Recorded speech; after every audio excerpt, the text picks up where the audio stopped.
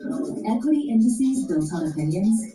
That's the old way. The new way is Bloomberg Equity Indices, built using transparent, rules-based methodologies that are more responsive to changes in the markets, powered by 450 billion daily data points, and backed by research by hundreds of global experts, delivering benchmarks driven by the markets, not opinions. Bloomberg Equity Indices. Get evolved benchmarks for today's equity markets.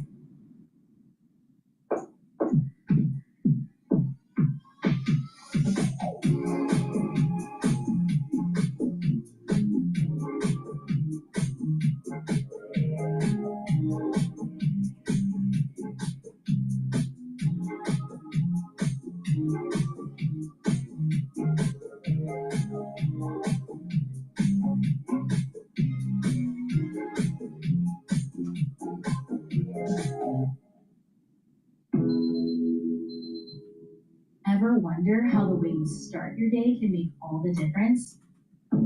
Tired of waking up struggling with congestion? Without Neomed sinus runs, you are likely to battle with nasal congestion, impacting energy levels and overall well-being. The choice is clear. A great morning starts with Neomed sinus runs. Now I can't imagine starting my day without it. All natural sinus relief. Alexa, my sister just dropped Maggie off. Fun, an evening with your niece. So what do kids, do? How about playtime? What kind of things does she like? No idea. Mermaids? Cute and Gobi likes for an undersea adventure.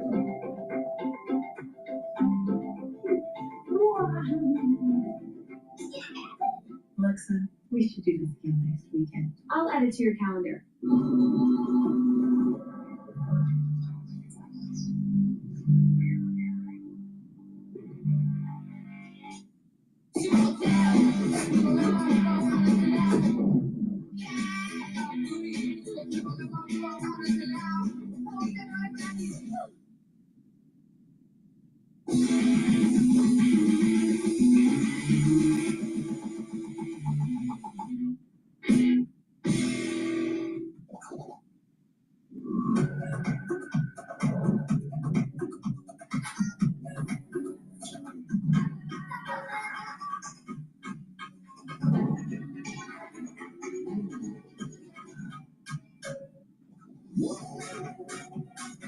With hundreds of sales every week and low prices store-wide, you can eat well for less at Whole Foods Market.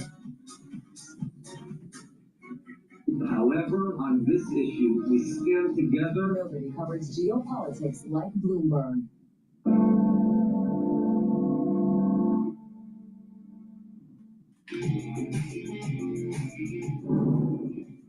We want to see peace in the Middle East. We want the nuclear dust. We're going to want that, and I think we're going to get that. We've agreed to that. Yeah, we've agreed to that. You want the enriched uranium before you get it. We want no enrichment, but we also want the enriched uranium. If this happens, it's a great start for Iran to build itself back, and it's everything that we want. And it's also great for Israel, and it's great for the other Middle Eastern countries, Saudi Arabia, UAE, Qatar, all of them, Kuwait, and Bahrain in particular. So it's great for all of them. Mr. President, do you still need $200 billion? It's always nice to have. It's always nice to have. It's a very inflamed world, and the Democrats inflame it. Largely the Democrats inflame it. Let me just talk about the others. So ICE has done very well. I've requested, now I'm a big believer that they should be able to wear masks when they go and hunt down, murderers, criminals, and others. But for purposes of the airport, I've requested that they take off the mask. I don't like it for the airport, and I believe they are willing to do that. Wear masks, not at the airport, but they need to do it when they're out in the country. The people coming into the airport, typically speaking, aren't murderers, killers, drug dealers, etc. There may be a few of them, but there are many. They're people that want to come into the country, or that people want to leave the country, going to maybe their home country. So I didn't think it was an appropriate look for an airport. I think it's a very appropriate look when they're out on the street trying to find one of the 11,888 murderers that Sleepy Joe Biden let into our country. Last year you gave a $10,000 bonus. Sorry. Last year you gave a $10,000 bonus to UK workers who kept showing up to work during the shutdown. Will you do that again? Oh, it could happen. It's amazing. There's such people that are really, really loyal and great, and it's not easy for them. And this is all caused by the Democrats. It's just so you know, all this money was approved. Everything was approved. This is done. The Democrats went in, and they want to have radical left lunatics come into our country. They want to have drug dealers. They want to have murderers come into our country. They want to have open borders, and we're not letting it happen. That's what this is all about. They don't want voter ID. They don't want proof of citizenship. They don't want mail-in ballots. They're so corrupt.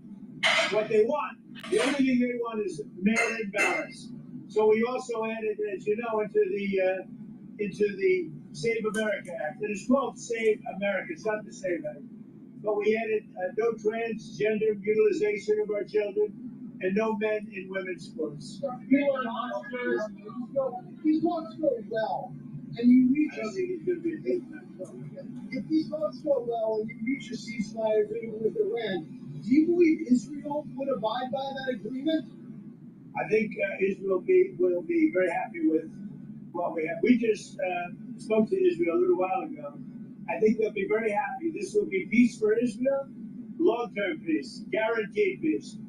If this happens, and I can't guarantee it, but I think it's going to, my life is a deal. That's all I do is deals my whole life. I think this is something that's going to happen. And why wouldn't it happen? So tomorrow morning sometime, their time, we were expected to blow up their largest electric generating plants that cost over $10 billion to build. It's a very good one. There was no dearth of money. And one shot, it's gone. It collapses. Why would they want that? So they called. I didn't call. They called. They want to make a deal. And we are very willing to make a deal. It's got to be a good deal. And it's got to be no more wars, no more nuclear weapons. They're not going to have nuclear weapons anymore. They're agreeing to that. Any of that stuff, there's no deal. You said you want to get the enriched uranium. How are you going to get the enriched uranium? It's very easy. If we have a deal with them, we're going down and we'll take it ourselves. Can I ask you, the Treasury lifted sanctions on Iranian oil that was out to sea. You criticized President Obama for giving Iran $1.7 billion. No, I just want to have as much oil in the system as possible. And we don't even know if Iran gets that money. Frankly, I think it's very hard for them to get it. But you have ships that are out there that are loaded up with oil. Rather than keep it there, I would rather see it go to the system. Any small amount of money that Iran gets is not going to have any difference in this war. But I want to have the system be lubricated. Even $14 billion, you don't think comes to? Where's the $14 billion? Because the inflated price, they get $14 billion from the. I don't think they're getting the money. I can tell you, when this is all over, I will tell you who's getting the money. From California, given that it'll take some weeks to arrive, is the intention to police the strait or take off? What are you doing? Well, it's been reported that their Marines have left California, left San Diego last week, both at the end of the week. Why are they headed there now? Well, let me ask you this. If you were in my position, and I asked you that question, do you really believe I'd give you an answer? It's a crazy question. Mr. President, We don't talk about strategy, yeah? Let it invite Biden. It's devastating. These people are let in by Biden. We're getting them out. We're getting them out fast. That's why ICE is so important. They're doing such a good job. This animal, I saw the whole thing last night. They gave me a briefing. Came in through Joe Biden with his open door policy, and his borders are Kamala, who never saw the border. Never made one phone call. All the ICE people, you see, they all know me. Everyone knows me. They like me. I speak to them all the time. Didn't make one phone call during 4 years. She was the border czar to anybody on the border. Never went there. This person came in through the open door policy of Joe Biden, and we have others. We're taking them out by the tens of thousands. We're doing a great job, but it's a shame. They've hurt our country. Just remember this. Joe Biden and that gang of radical left lunatics, some very smart, but radical left and bad ideology, sick people. These people have hurt our country very badly. How is that different from what Russia is doing in Ukraine? Well, I think it's a lot different. And if you look at the nuclear weapons that they wanted to have, that they wanted to possess, a lot of things are different. I'm not a fan of what Russia's doing either, just so you understand. All right, but it's a lot different. You're talking about a country that has been evil for 47 years. They've been horrible. Death all over the world, not just us. Look at the way they attacked unexpectedly all of those countries surrounding them. It was not supposed to. Nobody was even thinking about it. But they wanted to take over the Middle East and they wanted to knock out Israel permanently. And if they had a nuclear weapon, they would have been able to do it. Mr. President, Mr. President, you know why Joe Biden was leaving? Look, I'm not a fan of the guy. If you look at, and you never cover this, if you look at his truths or whatever he went on, if it's X or truth, if you look at his truths or his statements, he was all for everything. All of a sudden, he wasn't. He was a man that I met at Dover. He came and his wife was killed. He remarried fairly quickly. His wife was killed, and I felt badly for him. He ran for Congress, he lost. He ran for Congress again and he lost. I said, you know, he's a guy, nice guy, seemed like a very nice guy. I bet him he was pretty heartbroken, but I said, you know, it's a shame. He ran for Congress twice. Call him up, give him a job in the White House. Smart. They gave him a job in the White House, and this is what he does to me. You know, being a nice guy doesn't pay off too much. Think of it. He loses twice in Congress, ran not very good campaigns, should have won, but he loses twice. How do I get him? I have my people call him, because I didn't deal with him for the most part. I saw him a couple of times, but I never dealt with him at all. I had no idea his ideology was left or right, whatever it is. I can say this. He said very strongly that Iran is not a threat. Iran's been a threat for 47 years, and there's not a country in the world that doesn't agree with me on that. So I take this guy, Joe Kent, who lost twice for Congress, pretty badly and tough, and was devastated, and I know that he lost his wife. So instead of letting him live out his life, I brilliantly have my people call him and offer him a job in security, essentially, in the White House. Now, what does he do? He goes out and he says that Iran is not a threat to get publicity. Now, I probably signed up with CNN or maybe signed up with your division of Newsmax. I don't know, but probably signed up with CNN or somebody. But if you look at his tweets, X's or truths, whatever he uses, I don't know because I don't follow him. What he said is 100% he agrees with me. All of a sudden he leaves. I never knew he had a problem. Now I hear they're looking at him for leaking. That's possible. But just so you understand, just to put it to rest, he lost twice badly. He also lost his wife. He's remarried since. He lost his wife. I felt badly for him. So I told my people, reach out to him, give him a job at the White House. This is the thanks I get. Any other questions? Iran was not an imminent threat, but that's what the intelligence showed. I think it was an imminent threat. I think that Iran, if we didn't bomb them with the B-2 bombers, now that set them back, but if we didn't hit them with the B-2 bombers, they would have had a nuclear weapon within 2 weeks to a month. And if they had a nuclear weapon, they would have used it as soon as they got it. If Arabia obliterated their nuclear sites last summer with your strikes, then how can you argue it was an imminent threat now? Oh, we hit them so hard, we obliterated them. But that doesn't mean with the right equipment, you can't dig down and go get it. We don't want that, and we won't have that.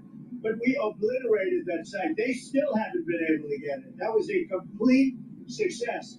But if it wasn't, they would have had, if we didn't hit them, if we didn't use the B-2 bombers, which are unbelievable, we just ordered 22 more of them. Modern version, by the way, super modern version.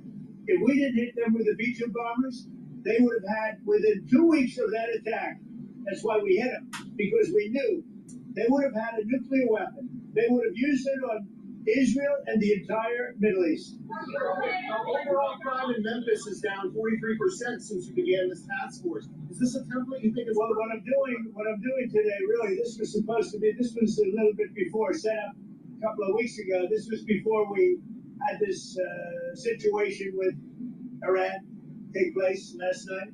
And by the way, they're just not committed. When they say, I'm sure they don't mean that.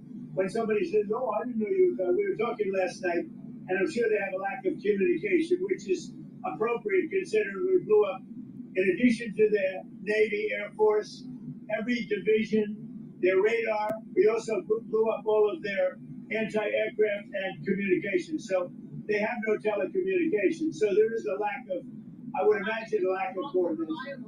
If you're worried about the miscommunication. Well, we think all we can do is think, look, we have numerous leader groups. They've all been killed. Very dangerous position. Khomeini was killed. Khomeini's son is unavailable. Nobody knows what happened to him. I can say they haven't seen him there either. Something is going on with him, but regardless, I don't consider him really the leader. But they do have some leaders left, because we blew up group number 1, group number 2, a lot of group number 3. But we think we have people that are very representative of the country and will do a good job in running. Elon Musk has offered paying TSA workers during this PHN shutdown. Is this something that you've been speaking to him about? Yeah, I'd love it. I think it's great. Let him do that. And I want to thank ICE because they stepped in so strongly. They'll do great. And if that's not enough, I'll bring in the National Guard. We're not going to have the Democrats destroy our country. These people are the most destructive, sick people, the Democrats. They want, and they're fighting for this. They're fighting for men and women's sports. They're fighting for transgender for everybody. Everybody go out, get your kid a nice operation, and change the sex of your kid. They're fighting for, no, think of it. They don't want you to do voter ID. You walk into a booth. In California, if a person who's doing voting, an official, asks you for identification, they're subject to being arrested. What's wrong with this country? So we're fighting it hard. And I think they should, because the Democrats are being blamed for the shutdown, and it's their fault, and they're getting killed. That's why when I announced yesterday about ICE, the Democrats called. We want to settle. We want to settle. And I told the people, don't settle. Don't settle. Because we have something bigger. Only settle if you get the Save America Act, voter ID, and so important, proof of citizenship, etc. Thank you very much. We're dealing really mine. That was mine. That was like the paperclip. You know the story of the paperclip? 182 years ago, a man discovered the paperclip. It was so simple. And everybody that looked at it said, why didn't I think of that? ICE was my idea. First person I called was Tom Homan. I said, what do you think? He said, I think it's great. Then I saw today there was some masks on. I didn't think the masks were appropriate. I put out a statement and I asked them, would it be possible to take off the mask? Because they should wear a mask when they're dealing with the murderers and the thugs let into our country. So you said there's many points of agreement with Iran right now. What, can you give us a many, like 15 points. 15 points. Well, they're not going to have a nuclear weapon. That's number 1. That's number 1, 2, and 3. They will never have a nuclear weapon. They've agreed to that. But we see illegal migrant arrests at airports. Arrests? So we see ICE arresting illegal migrants. Yeah, that's why the Democrats are going crazy. Because they've allowed, by what they did, and hold up, we put ICE, who are a very high level, I mean, they really are a high level group of people. And they love it because they're able to now arrest illegals as they come into the country. That's very fertile territory. But that's not why they're there. They're really there to help. Are you talking to Iran directly? They are. Thank you. What about the Supreme Court news? Who's going to be in control of that? That'll be opened very soon if this works. How soon? And control of it? Will I mean, Iran still be able to control it from the oil? Be jointly controlled. By who? Maybe me. Maybe me. Will the United States make Me and the Ayatollah, whoever the Ayatollah is, whoever the next Ayatollah. Look, and there'll also be a form of a very serious form of a regime change. Now, in all fairness, everybody's been killed from the regime. They're really starting off. There's automatically a regime change. But we're dealing with some people that I find to be very reasonable, very solid. The people within know who they are. They're very respected. And maybe one of them will be exactly what we're looking for. Look at Venezuela, how well that's working out. We are doing so well in Venezuela with oil and with the relationship between the president-elect and us. And maybe we find somebody like that in Iran. Do you think there are going to be more options to lower the price of oil while we talk? The price of oil will drop like a rock as soon as a deal is done. I guess it already is today. No, we have a very serious chance of making a deal. That doesn't guarantee anything. I'm not guaranteeing anything. I'm not going to come out here in a week or 2 weeks and have you all say, oh, you said, I didn't say anything. All I'm saying is we are in the throes of a real possibility of making a deal. And I think if I were a betting man, I'd bet for it. But again, I'm not guaranteeing anything. They want to make a deal very badly. Thank you. What changes would you like to see in DHS under Berkeley Mullen? Well, he's going to be fantastic. He'll make his own change. He's already given me a list of people he wants to bring. He's a fantastic guy. I think he's just the right guy. You all know him. He's a very open, smart guy, very successful actually in business, which people don't know, and he's a friend of mine. I think Mark White is going to be fantastic. Thank you.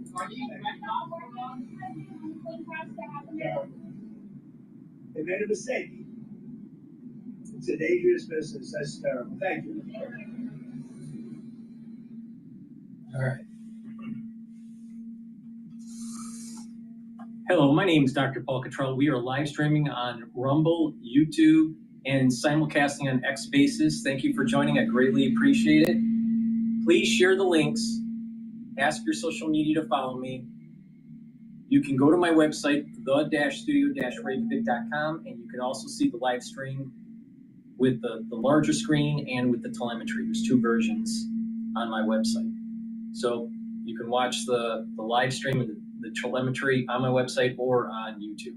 But everything is live streaming right now, so thank you for joining. I greatly appreciate it. It is 10:05 New York time. Markets are open. Let's take a look at what's going on in the markets.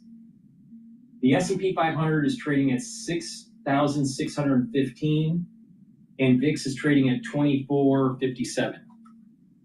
The news this morning was that Trump is postponing hitting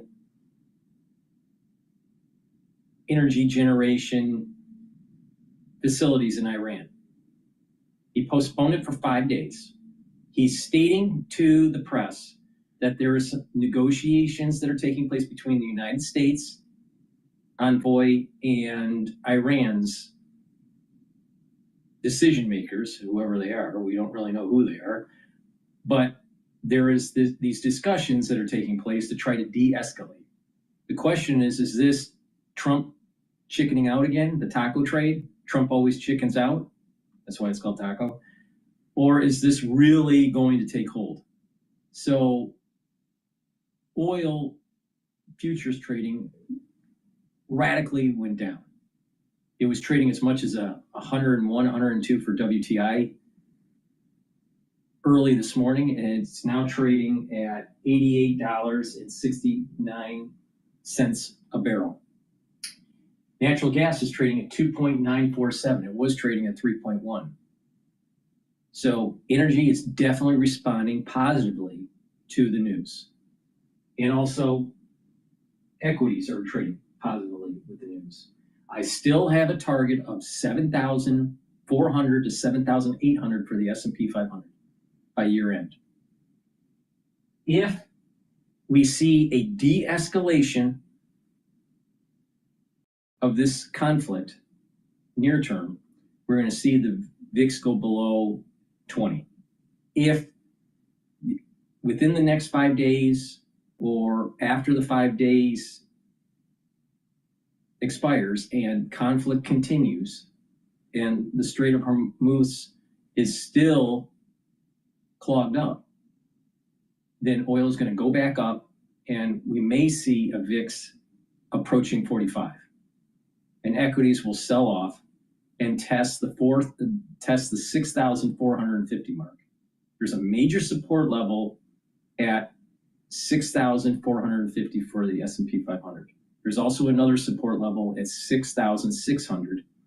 We broke that support level Friday,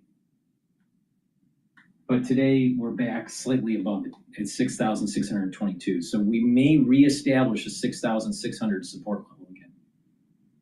But if bad news comes out of the Middle East, equities are going to test the 6,450 mark. So just keep that in mind. All right, now in terms of currency, Euro USD is trading at 116 and the Japanese yen is trading at 158.43. Bitcoin is trading at 71,800. Now, since oil is responding to the news, the leveraged ETFs like SCO are benefiting from the news. And that's shorting oil as an ETF, leveraged ETF to short oil. To long oil, you would use UCO if you think oil is going to go up. Now, UCO dropped quite a bit intraday, early in the morning, pre-open for New York, but during the European session, after hours, it dropped a lot. Okay, with that, because there's a lot going on with the news here, let's listen in to CNBC and their take on what's going on with Trump. If I meet the Ayatollah, I mean, how seriously can you take that? But it would be open. I mean, you have to think that factors into the negotiations. That has been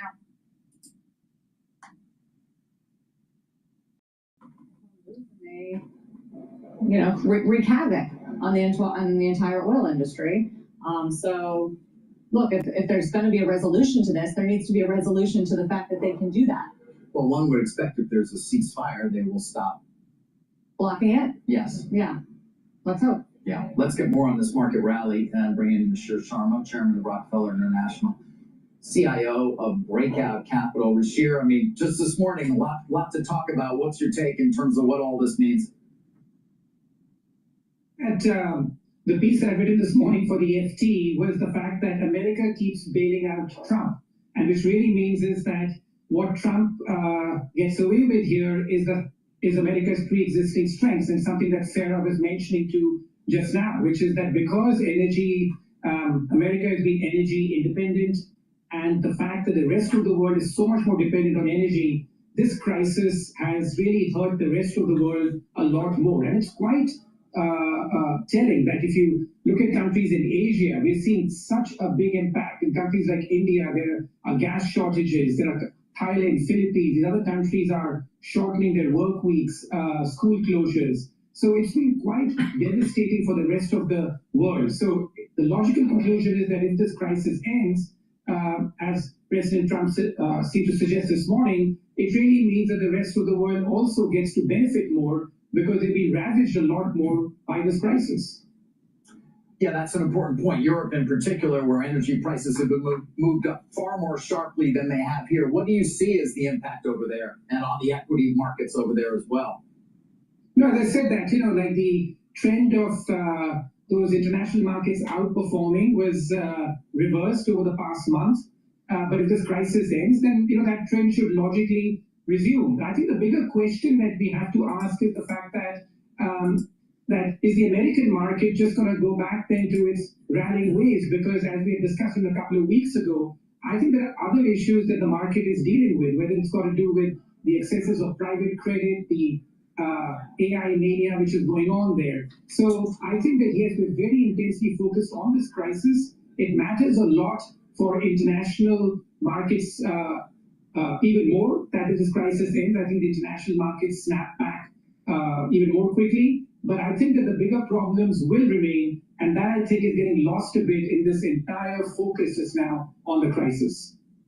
Okay, we can talk about that, but just first on the whole Iran trade, do you think the bond markets around the world are getting too I don't know, expecting of rate hikes in places like Europe? If we do see some sort of resolution to this, wouldn't that change the prospect for? Right. I mean, like if we have an immediate resolution or a very soon resolution to the crisis in the Middle East, then the inflationary expectations are going to go down, and it opens up the window for the Federal Reserve to lower rates, especially because the job market is softening. The Federal Reserve is worried that perhaps there's going to be an inflationary spike due to higher energy costs. The reality of the situation is that historically, the Federal Reserve does not tighten in an energy crisis. So the chances of them raising rates, even if there is a conflict and energy starts to go up and it's raising the cost of goods, there's also going to be on the other side of the equation, another variable that's part of this equation is that jobs will probably start to falter too. And the Federal Reserve has a dual mandate.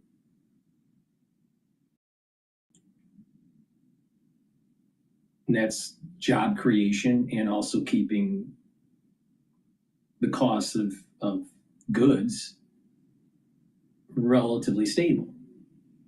So they probably are going to lean into the soft job market and not so much rising energy costs, because to my understanding of the history of the Federal Reserve, it is rare or never has happened where they actually raised rates in the middle of an energy crisis. All right, so with that, let me just plug a couple products, help support the channel. All these videos that I do are for free. I believe in sharing my thoughts for free. I don't put it behind a paywall. So please help support the work by getting the great products that I offer. If you would like, you can also donate on my website, the-studio-reykjavik.com. You can donate through Stripe, PayPal, or buy me a coffee. Please go to my store and get the structural nano silver soaps. What I have in stock right now are the lemongrass and the peppermint soaps. These will help to improve your skin and the pores of your skin. Also, it helps to neutralize because of the structural nano silver. That's really important, especially during the cold season. But you should use these soaps every day. I use them every day. Magnesium and zinc helps with brain function, boosts up your immune system, and magnesium increases the efficacy of vitamin D3. You should be taking it every day. And brain function is super important. So make sure you take supplements that are improving your brain function. Vitamin C and magnesium helps with the skin, boosts up the immune system, and helps with brain function. You can take them together or you can take them separately, but getting a good dose of magnesium each day is super important. Also, I have structural nano silver lozenges and drops. We're getting into the allergy season. It's really important to mitigate any throat irritation you may be having. You can get it in honey and lemon. You can get it in cherry flavor and also blueberry. And for the lozenges, I also have manuka honey and orange splash with vitamin C. Make sure you get a few bags for your household and for work. You never know when you need them, but this will help to mitigate any throat irritation and neutralize because of the structural nano silver in here. That's really important because other lozenges, they don't neutralize, they just soothe. This will help to soothe and to neutralize. So this is going to help to boost up your immune system. So please go to my store, the-studio-reykjavik.com. All right, with that said, let's listen into Live Now on their take of extending the deadline by Trump.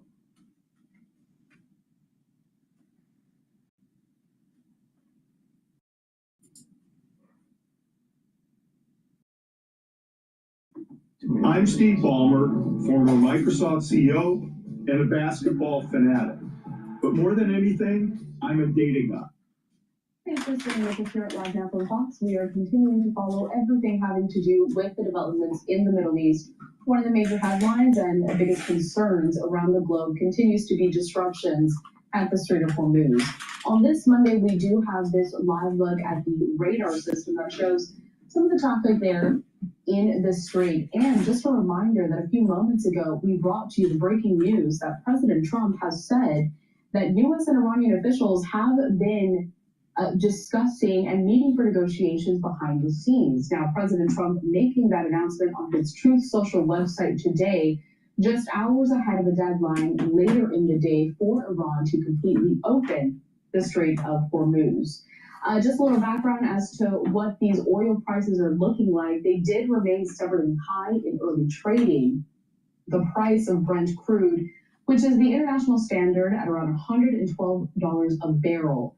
That's up nearly 55% since Israel and the U.S. started the war back on February 28th by attacking Iran. Joining us now to the program here to break all of these trends down and offer some insight as to what we can expect is going to be Rocky Weitz. He is a professor of practice and maritime studies at the Fletcher School at Tufts University. Rocky, good morning. Good morning. So, Rocky, I've had you on here a few times since this war.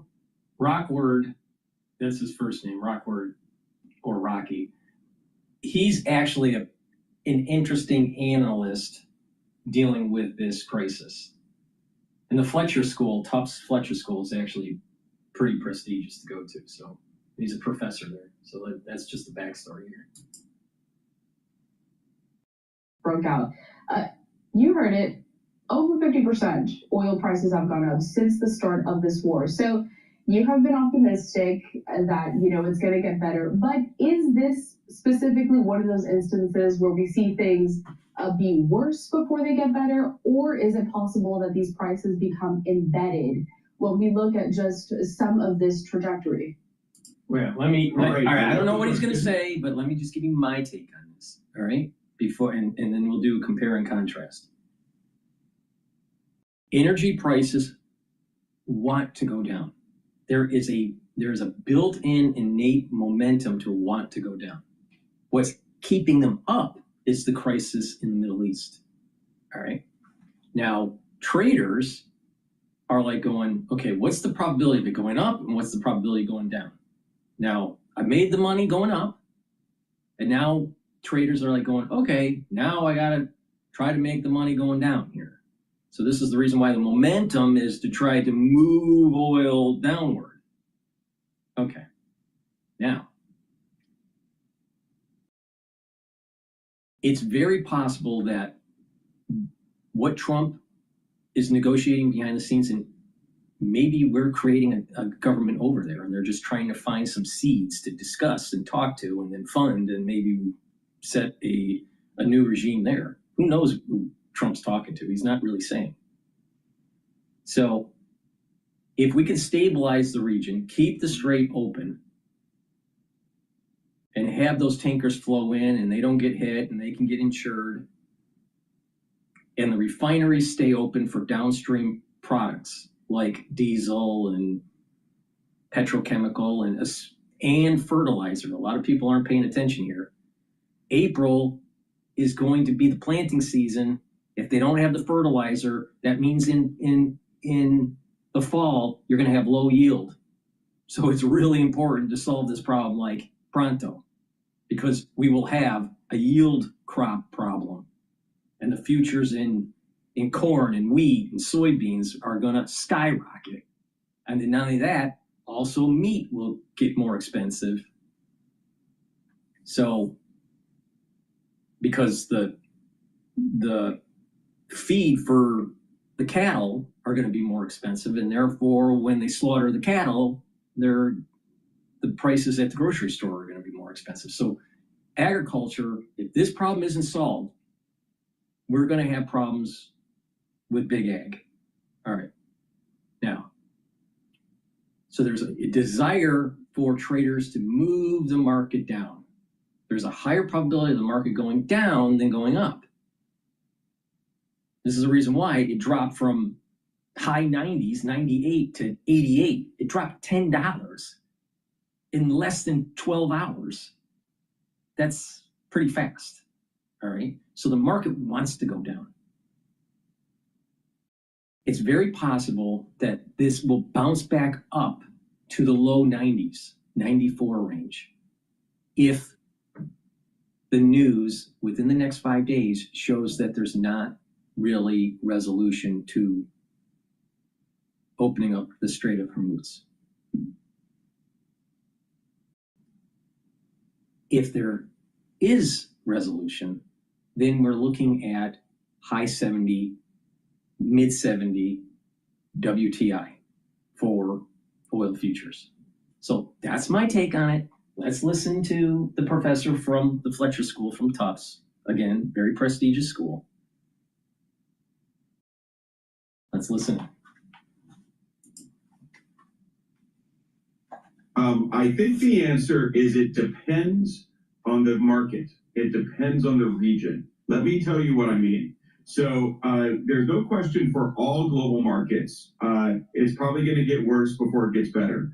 I think that the next 24 hours may be the most consequential of the Iran war for energy prices this year. So we're all going to be paying attention to what happens when this deadline comes up this evening. So that's number one. So I think unlikely to get better this week.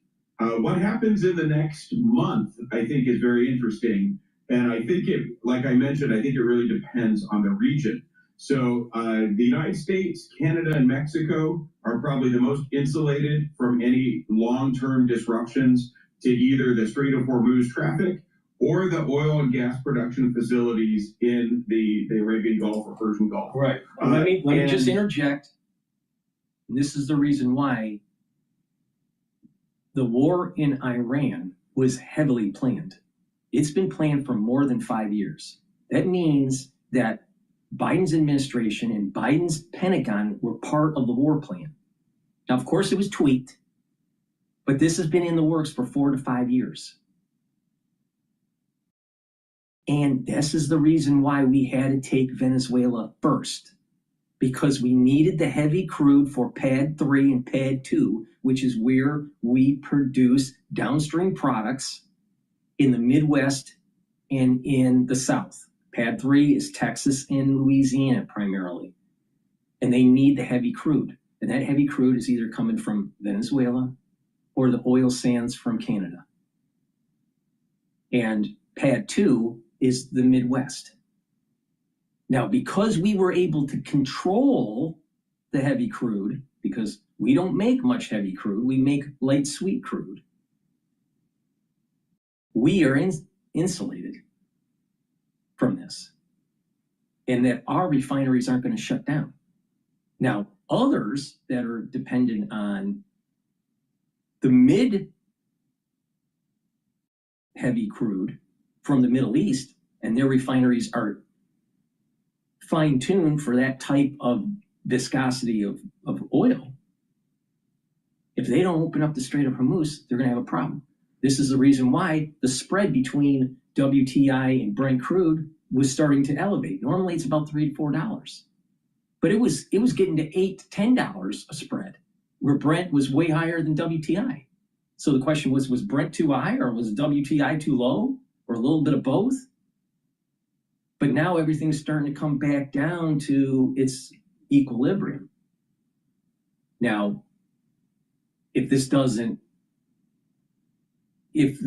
negotiations go bad, then we're going to go back up. The oil's going to go back up, and you're going to start seeing more warfare, right? But I think to step back and take a look at the picture, this is not just about your equity positions or the cost of energy. It's the question, are we going to be the generation that gets the job done? Or are we going to be the generation that said, you know what? It took 47 years to get to this point to try to defang Iran, but we only did it halfway. Are we going to be the generation that got her done? Or Or are we going to be the generation that did, well, we got half of it done. I'm concerned. This is because kicking the can down the road is only going to make it worse. And people would say, well, it's going to take a long time for them to have a breakaway for nuclear weapons. We've destroyed their country. Israel and the United States killed their religious leaders, plural. There's going to be a section of society that's these religious Shias that if they have the opportunity to have weapons of mass destruction, they will use it on Western societies. You're talking Europe, you're talking Israel, you're talking the United States, Canada,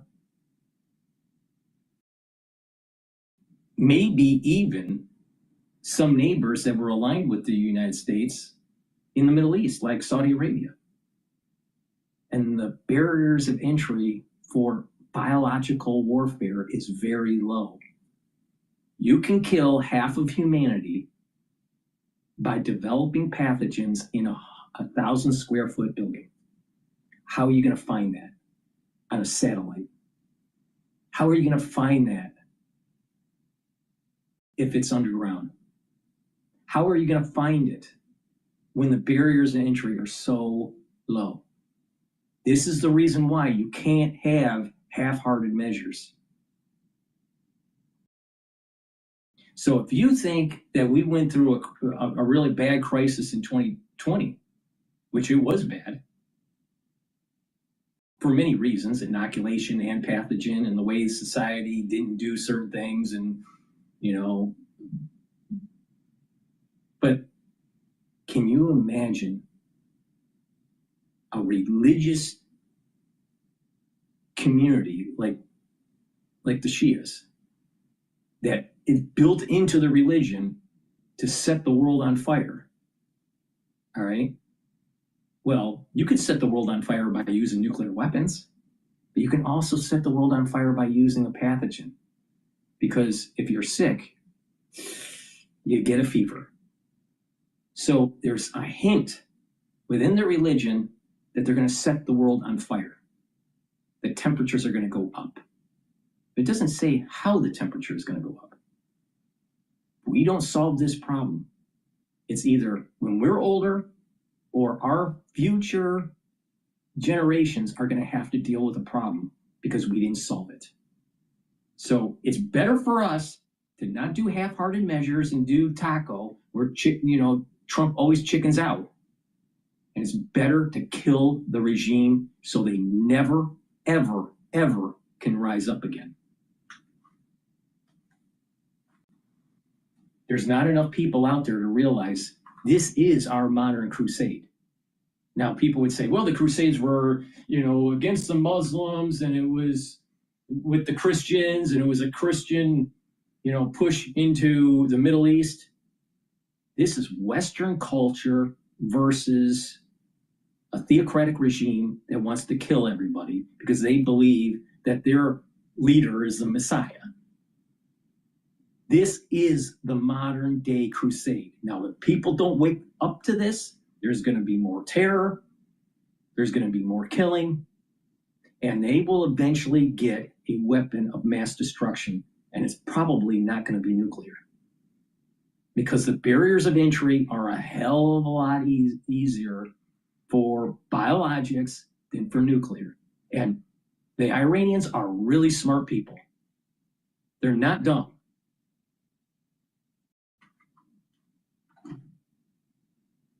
It'd be nice if the professor from Fletcher School at Tufts said this.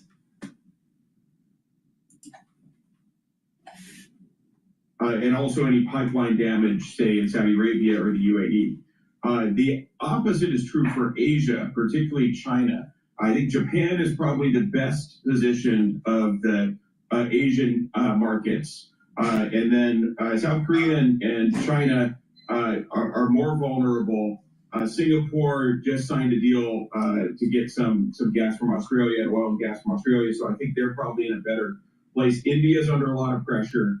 Europe is also under a lot of pressure. So the Brent crude that you mentioned earlier, which is up 50% since February 28th, that's the European benchmark, global benchmark. The Omani crude, which is really an Asian benchmark, is up even higher. It's approaching $150 a barrel. Whereas in the United States, the West Texas Intermediate, or WTI, is still below 100. And I just checked right before we went on air, and it's down today. So it really depends on the market as far as where the impacts of this will be. So you mentioned something within that. With YouTube Music Premium, listen to your favorite songs ad-free. Download music and podcasts to listen offline. So you mentioned something within that last answer, Rocky. I want to put up a social media post from the White House. So this came over the weekend, right? President Trump posting, if Iran doesn't fully open without threat the Strait of Hormuz within 48 hours from this exact point in time, the United States of America will hit and obliterate their various power plants. But things change quickly. I also want to put up this. It's the latest social media post that we had from President Trump just, a few minutes ago, in fact.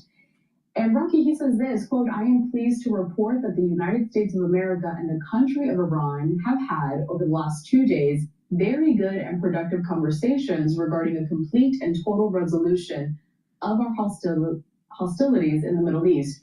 Based on the tenor and tone of these in-depth, detailed, and constructive conversations, which will continue throughout the week, I have instructed the Department of War to postpone any and all military strikes against Iranian power plants and energy infrastructure for a 5-day period, subject to the success of the ongoing meetings and discussions. To this point, Rocky, you had mentioned a lot of the pressure that several of these countries are facing here with those continued disruptions. Does that social media post from the president kind of change anything in terms of alleviating pressure? Yes. Wow. So that's the first time I saw that. I read it carefully. Yes. So, of course it does. The oil market's going down. The traders want the oil to go down. Why? Because most of the traders actually made the money on the way up. And so and they had to hedge because they didn't know what was going to go on. And their hedge leg is lost money. So now they're dollar costing averaging in the short leg, and they're trying to get out of their position. And they want the oil to go down. So the momentum wants to go down. Now again, it's event risk. Now, the question is, what's going to happen within the next 5 days? Is things going to ramp up? Is Trump just doing a fake? Is Trump kind of setting a coup that's going on? Maybe they're working with a group of people that aren't really officially part of the government, but that if they can get established, they'll overthrow the government and the IRGC? Maybe. We don't know. We have no idea who he's even dealing with. Who's actually the leader of Iran? No one knows.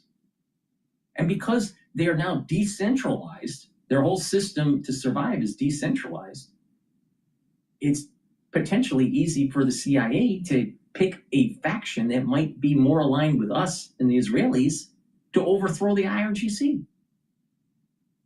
We have no idea. We may be actually seeing an overthrow play by the CIA.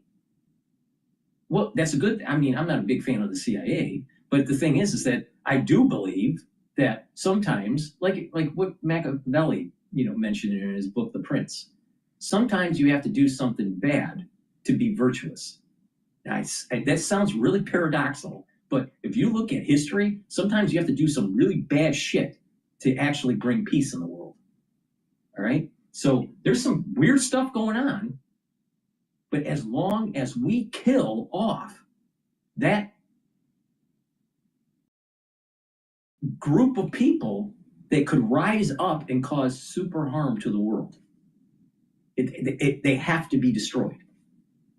You can't just try to negotiate this, because if you look at the whole history for the last 47 years, it's been, well, let's negotiate, and then they have a breakout and build out for their military. Oh, then there's some conflict, and then let's negotiate and have peace again.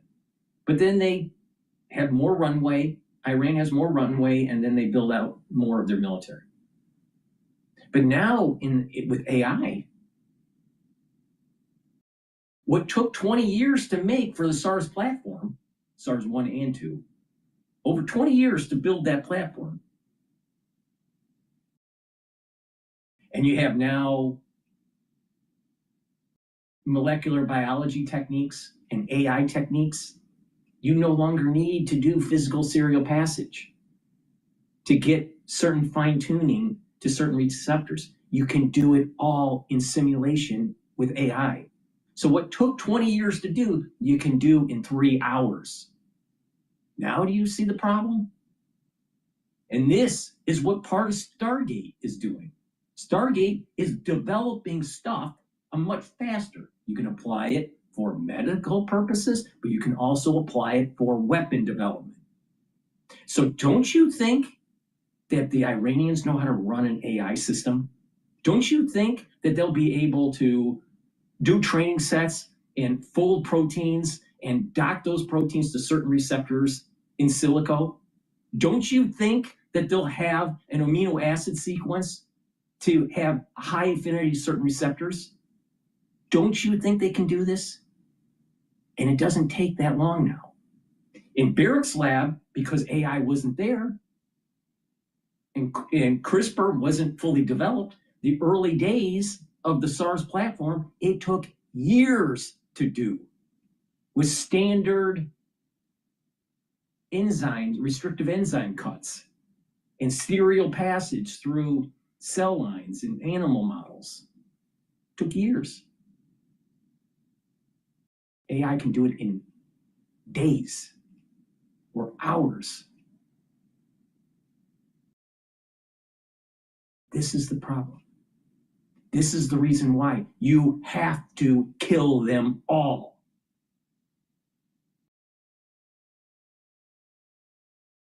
And it's warned in the Bible. Now, some people don't, subscribe to the Bible. Some people only want to read the New Testament and not the Old Testament. Some people want to read only the Old Testament and not the New Testament. Some people read the Quran. Some people read whatever monks read for Buddhism or Hindu. But it's warned in the Old Testament. Don't let Amalek live. Because if you do, you're going to have a problem. Well, guess what? We have a problem.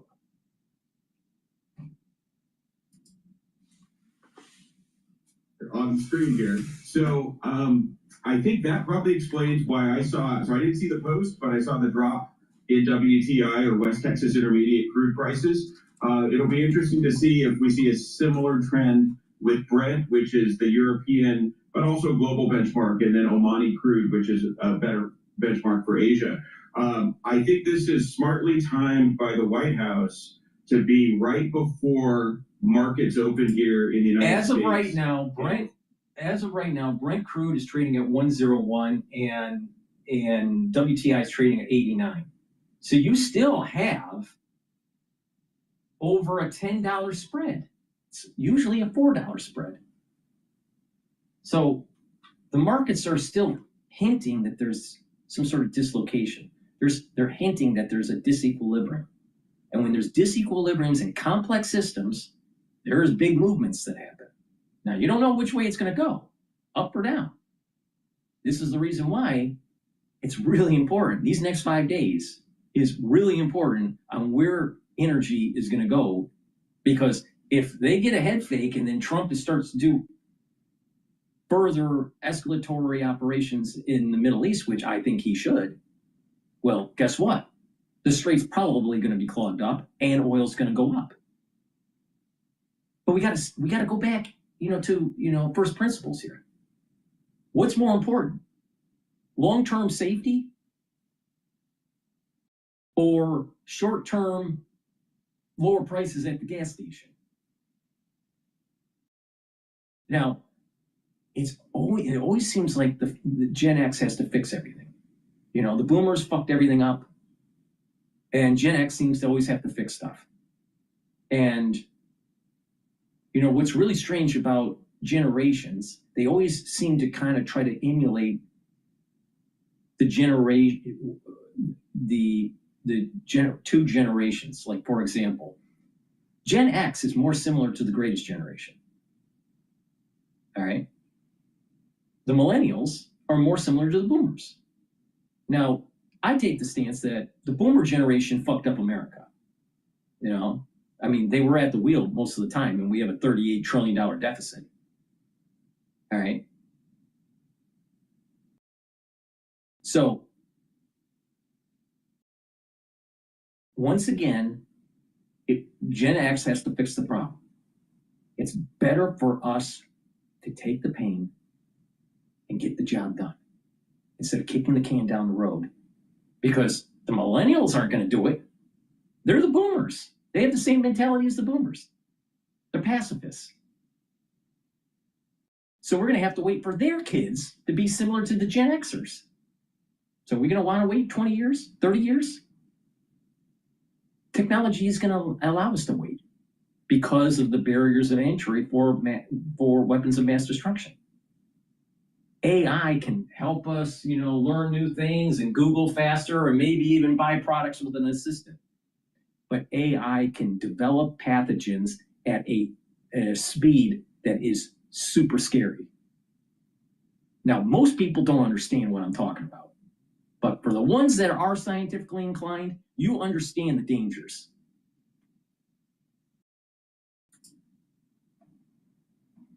Markets really get open in London.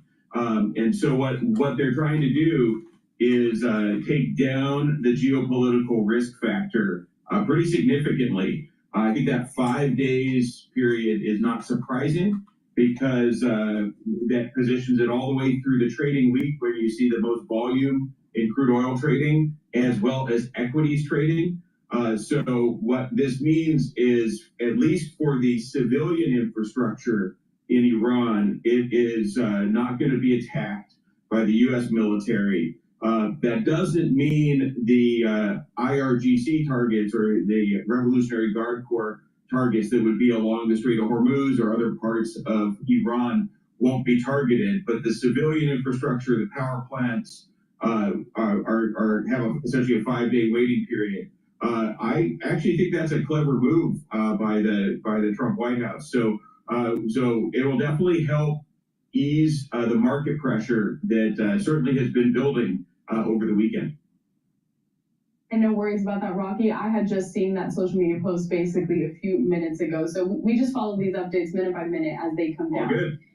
Obviously, we're looking throughout the next several days for these talks, but let's talk a little bit about the current situation. I'm going to bring back up the radar system that we have here at the Strait of Hormuz, taking a look at some of the traffic. So, and I also want to go back to consumer prices, actually, because that's what a lot of people are focused on today.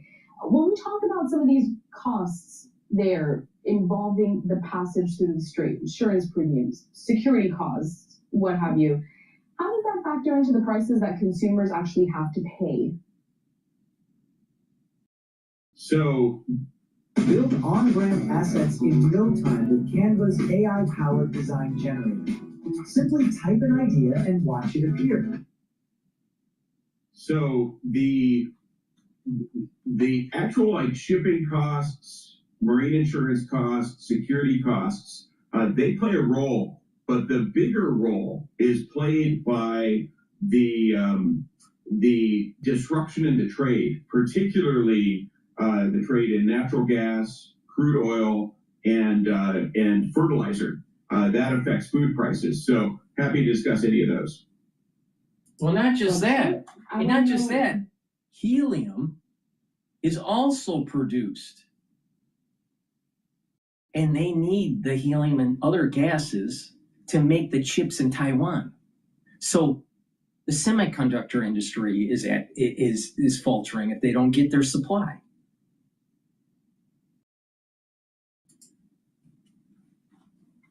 Really consumers are seeing in these changes, what can be attributed to them when they see these prices? Because people just see, a dollar sign going up. But a little bit of background as to why and these specific factors that are causing that kind of price See what spike. I mean? See what I mean? The whole mainstream media. All of it. CNBC, Bloomberg, Live Now, BBC, Al Jazeera, MS Now, Fox News, them all of them. DW, France 24, Al Jazeera, you name them. All of them. ABC, CBC, CBS, NBC, all of them. They're missing the big point here. It's not the cost of oil. It's, are we going to give Iran the time to build weapons of mass destruction? Hello? That's the real problem here. And it's not going to be nuclear. Don't worry about nuclear.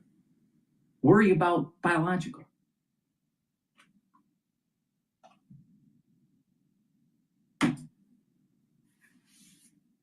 The direct shipping costs are always actually surprisingly small, and that's just because we've seen, really since World War II, the growth in size of commercial shipping vessels. So an oil tanker today in 2026 can carry at least 10 times what a tanker could in the 50s. And what that means is that the shipping costs, although they have an impact, and certainly marine insurance prices have essentially gone up by 10 times. So that will have some impact. And the tanker rates, how much it costs to charter a tanker has gone up. So that then trickles through the entire supply chain. And it also hits the price of gasoline and diesel. And both of those, especially diesel, actually then drives the cost of transportation in many countries, including in the United States, but also Europe and Japan. And then that cost in additional transportation is passed on by grocery stores and other vendors of food to consumers. One other piece is the agricultural sector. So the agriculture sector relies on fertilizer. A lot of fertilizer is produced as a byproduct of the oil refining process. So the Strait of Hormuz is critical really for kind of three big exports. And it has become very clear in how the market has responded over the last 4 weeks, which is natural gas coming from Qatar. That's number one. Crude oil from a bunch of different areas. Fortunately, there's some pipelines that can help alleviate that across Saudi Arabia and across the UAE. But then fertilizer, and this is really hitting India, Southeast Asia, and others where their growing season, they need the fertilizer inputs, the urea. Exactly. Now, I have been saying since October 7th of 2023 that there's like this plague that's starting to emerge in the world. All right? Flooding, earthquakes, volcanic eruptions. Now we're starting to see energy prices going up. You're starting to see potentially food prices going up and food yields going down. We're slowly seeing this kind of plaguing emerge. Now, what is interesting in the Old Testament? When Joseph ended up being a major leader within Egypt, and based on the Jewish tradition, Egypt is a symbol of hell, all right, Golis, all right? So when Jacob and his flocks and his family members in the community were starving in Canaan, Joseph had his brothers and had the father come into Egypt. And Jacob, him going into Egypt or hell, all right, what I'm going to say is really metaphysical here. Going into hell was somewhat comforting. It was an easy going into hell. Something very similar is happening in the world today. We're slowly moving into hell. Why do we assume that when you go to hell that it's just really bad at first. Maybe going into hell is actually kind of a little trick. That going into hell is kind of like almost seems like it solves your problems, famine or whatever. All right. So Jacob is coasted in by Hashem. Jacob or God. Jacob is coasted into hell. And then over time, it gets worse for 210 years or whatever it was. Some people say 400, but it's like 200. I think it's 210. I think that the time that was in Egypt was halved. But okay, let the scholars figure that out. But the point here is that it took time for it to get worse for the Hebrews. Because they weren't even Jews at the time. You know, they were Hebrews. They were coming off of from Abraham. All right. So they were the Hebrews. And what was happening is that it became worse. And the slavery and the burden and so hell became worse over time. Well, the plagues weren't like one right after another, day after day. It actually happened over a year period. But it's possible that we are slowly moving into Golas, slowly moving into hell, like almost a greater Egypt. And that we are slowly getting plagued. So instead of 1 year of the 10 plagues, like in the Bible, it could be over a 5-year period or a 10-year period. And you can almost see how there's an emergent property that's starting to take hold. Now, maybe the delineation point was October 7th of 2023. Maybe the delineation point is farther back. I don't know. But it does seem like there are plagues that are emerging. Famine, floods, disease, radiation. Something big's happening here. And we have to make sure that as a society that we do the right thing. Now, as we approach 9/11/2026, that's Rosh Hashanah. That's the new year for the Jewish calendar. That's big time. That's a big time holiday. That's the holiday where the Jewish people come together and actually proclaim God as king. But if it coincides with the Shabbos, the Sabbath, you can't blow the shofar. And when you can't blow the shofar, you can't silence Satan or Satan. When you can't silence Satan, your blessing from God doesn't come down. Now, curses can happen at an individual level, can happen at a family level, at a community level, at a religious level, at a countrywide level, or a worldwide level. And I suspect that what happened on October 7th of 2023 was a year where Rosh Hashanah coincided with the Sabbath and the shofar couldn't be blown. And there was a curse that took place on the Jewish people. But again, curses can also be at the worldwide level.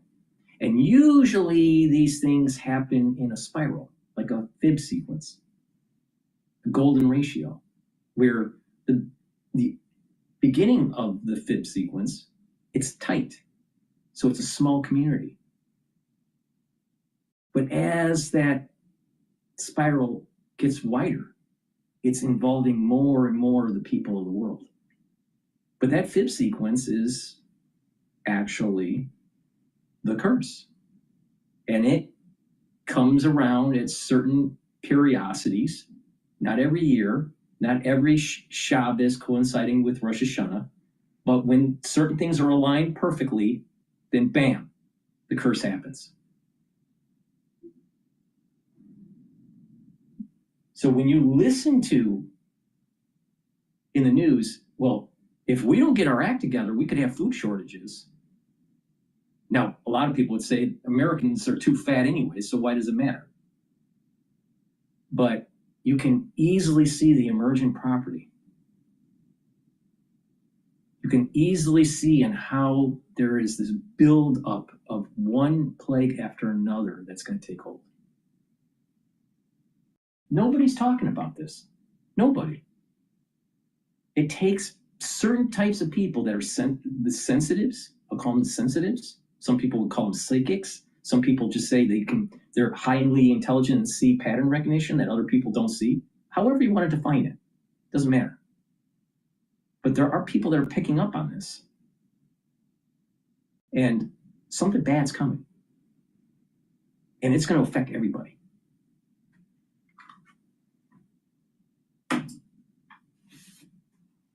For things so that their agriculture industry can essentially plant on time. And so all of that putting price pressure on food, price pressure because of the refining on gasoline prices globally. And people are going to say, well, we have storage, we have food storage for corn and wheat. We have about 3 years supply. So if we have a bad yield, no big deal. Yeah, but what if you have flooding, or what if you have a drought and maybe it's multiple years? See, there's other variables that can happen within this curse that can make it a lot worse. So what could we learn from the Old Testament? All right. There were 7 years of good and 7 years of bad. There were very plump cattle, but then they were devoured by the emaciated cattle. Don't assume that your blessing that you've had for many years is going to remain. Because mankind, and I mean everybody, you, me, everybody, the religious, everybody is at fault.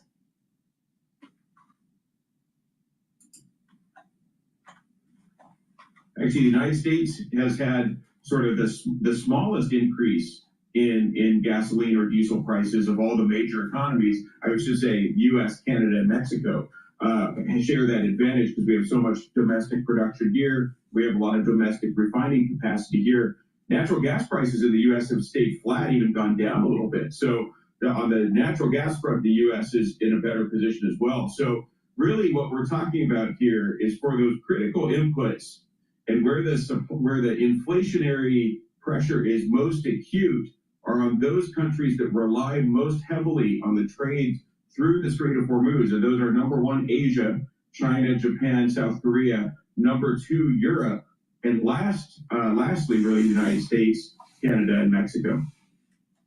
Rocky, there's a lot to keep up with, a lot of developments. As you see here, it comes down minute by minute. At the start of this conversation, you had mentioned that the next 24 hours really going to be crucial in terms of this conflict, this war with Iran. It's hard to predict. He said the 24-hour comment before he knew that Trump made that statement about postponing. It's the next 5 days. What's going to happen? That's the big thing when it comes to the oil prices. But it's even bigger. April 1st is at sundown is Passover. So we're like in the middle where Western culture is going up against Shias, negative Esau. And we're playing around with should we kill negative Esau or not. If we make the mistake and we don't kill Amalek, we are going to have a curse. Now, makes you wonder. Now, what's going to happen between now and actually sundown by April 1st, the first night of the Seder of Passover? Now, we're already in this kind of like theme of plagues. We're already in this kind of theme of, you gonna do the right thing or not? If you take a look, you pay attention to the New Testament, right? In the story of the New Testament, the whole Jesus story is revolving around Passover. Something big's coming. Something big's coming. Now, will Western society do the right thing? Or are we in the United States going to go, we should be pacifists and America first? America first pacifists. Why not America first and we're gonna conquer Gaul? Why not? Why can't we find our inner Julius Caesar and kick ass? No. We gotta be America first pacifists.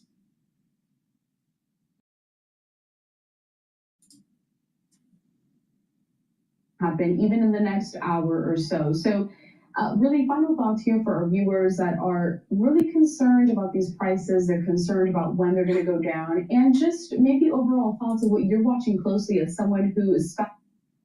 Honey, why don't you worry about getting the job done, not worry about the oil price?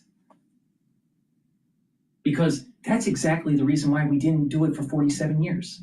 Oh, you remember the Iran hostage crisis? Do you remember the Beirut bombing, where we lost our Marines? You remember the tanker wars? You remember that Reagan didn't want to escalate it because he was afraid? What about the IUDs when we were fighting in Iraq and Afghanistan?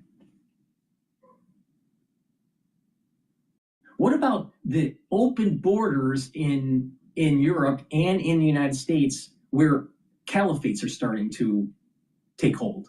Don't believe me? Take a look at Hamtramck, Michigan and Dearborn, Michigan. Hell, New York City, the place of 9/11. We're never supposed to forget, yet we have a mayor that is a communist, but not just a communist, he's an Islamic communist. And he had his staff eat on the floor with a bunch of rugs in Gracie's mansion, the mayoral mansion. Wait a minute here. The last time I looked, if you go to finishing school, you eat at a table with a knife and a fork, because that's what we do in Western culture. Now, if he doesn't like it, he doesn't have to be in the United States. But that's who we are. That's us. We eat at the table. We don't eat on the floor. What the fuck is wrong with this guy? What is wrong with New York to allow this to happen? Oh, it was a bunch of ultra liberals that don't want to, they feel bad. They want to be apologetic to the colonialism. Well, wait a minute here. Right in the Quran, part of the religion is colonialism. That's what the caliphate is, based on definition. Don't we have a problem here? It's a battle of civilization. Do you want to lose or do you want to win?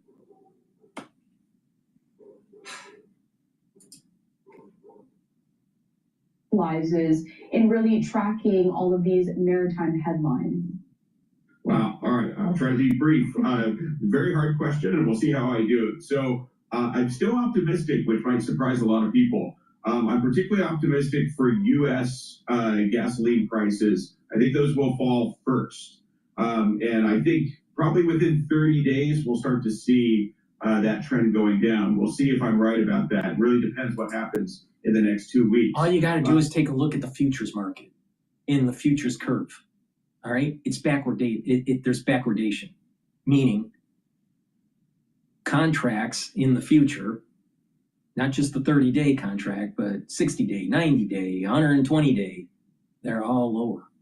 So that means that based on the information today, the futures market is telling you that oil's going to be going down, not up.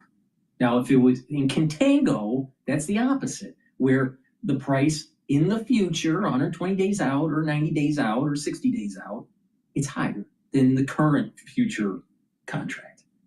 We're in backwardation. So now things could change.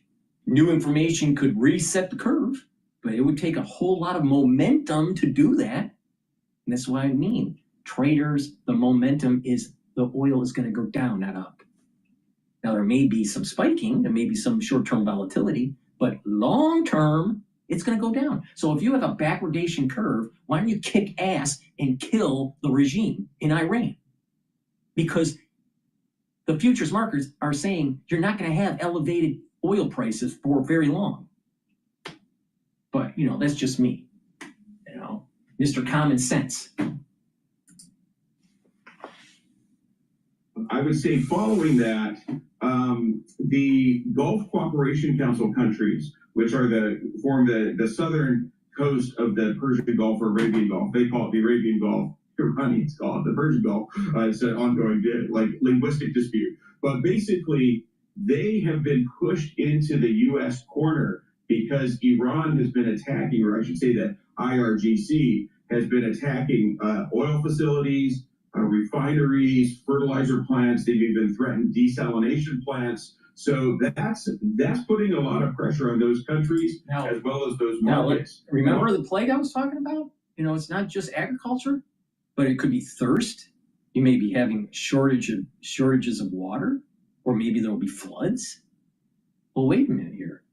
If things escalate, you may be having facilities blown up, desalination plants. Well, when you have that problem, guess what?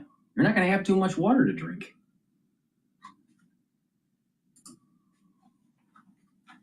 Say one last point. I think that the wild card in all of this, which we could see unfold depending on what happens this week, would be the Houthis down in Yemen, who are an Iranian proxy group. And I think if those civilian infrastructure facilities, the power plants and other things were to hit the civilian population in Iran, I think that would turn the domestic population more against the United States and Israel versus, just targeting the IRGC, that's the Revolutionary Guard Corps within Iran. But then you would see potential disruptions in the Red Sea, which has been a huge relief valve to oil markets, particularly in Asia and Europe, because Saudi Arabia has this massive pipeline that can do 5 million to 8 million barrels across Saudi Arabia. And then once it's in the Red Sea, it can go up through the Suez Canal to the Mediterranean and European markets, or it can go down through what's called the Bab el-Mandeb into the Indian Ocean to Asian markets.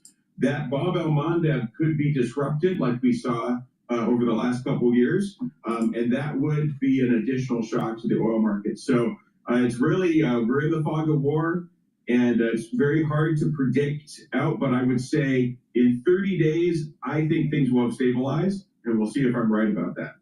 We'll have to see. Rocky White's professor of practice maritime studies. All right, let me plug some products. Please help support the work that I do, because I think I'm giving you a unique perspective on things. Please go to my store and get the Clarity Factor. You got to get rid of this brain fog, all right? You got to get rid of this brain fog of the pacifist America first, all right? Clarity Factor is going to allow you to concentrate so you can kill the regime in Iran, all right? So you can, focus on the tasks. And what you're going to be able to do by focusing on tasks at work or, in school or whatever, or even if you're retired, by being able to focus, you're going to be able to be more productive. But not just that, you're going to be able to sleep better, and you're going to be able to improve the neuroplasticity. Neuroplasticity is when the dendritic connections can modify between neurons. The more neural connections you have, the faster you think and the better your memory. When you get older, it starts to recede. Your neurons recede. You have less connections, less blood flow, right? Well, you want to improve the blood flow, improve the microenvironment for growth factors, and allow those dendritic connections to reconnect and to improve, so you have more cognition. So you're going to be able to think faster, and you're going to have better memory by taking the Clarity Factor. Drink it with filtered water, take it every day, so you can concentrate, get rid of that brain fog. You'll notice that you'll also be sleeping better. and your memory is going to improve. Now, Goodnight Formula has tryptophan, melatonin, and GABA passion flower that will help you to get into 3 to 5 cycles of REM sleep. That's super important to help to slow down the aging process. Now, why does it work? It works by allowing you to get into 3 to 5 cycles of REM sleep. And when you're in that deep sleep and REM sleep, you're consolidating memory. When you have sleep deprivation, your memory goes. Why? Because you're not consolidating memory. You need to be in deep sleep to do it. All right? So, okay, now with your consolidating memory, but with also being in deep sleep and REM sleep, you're detoxifying your central nervous system. So if you're sleep deprived, you're collecting a lot of garbage in your central nervous system.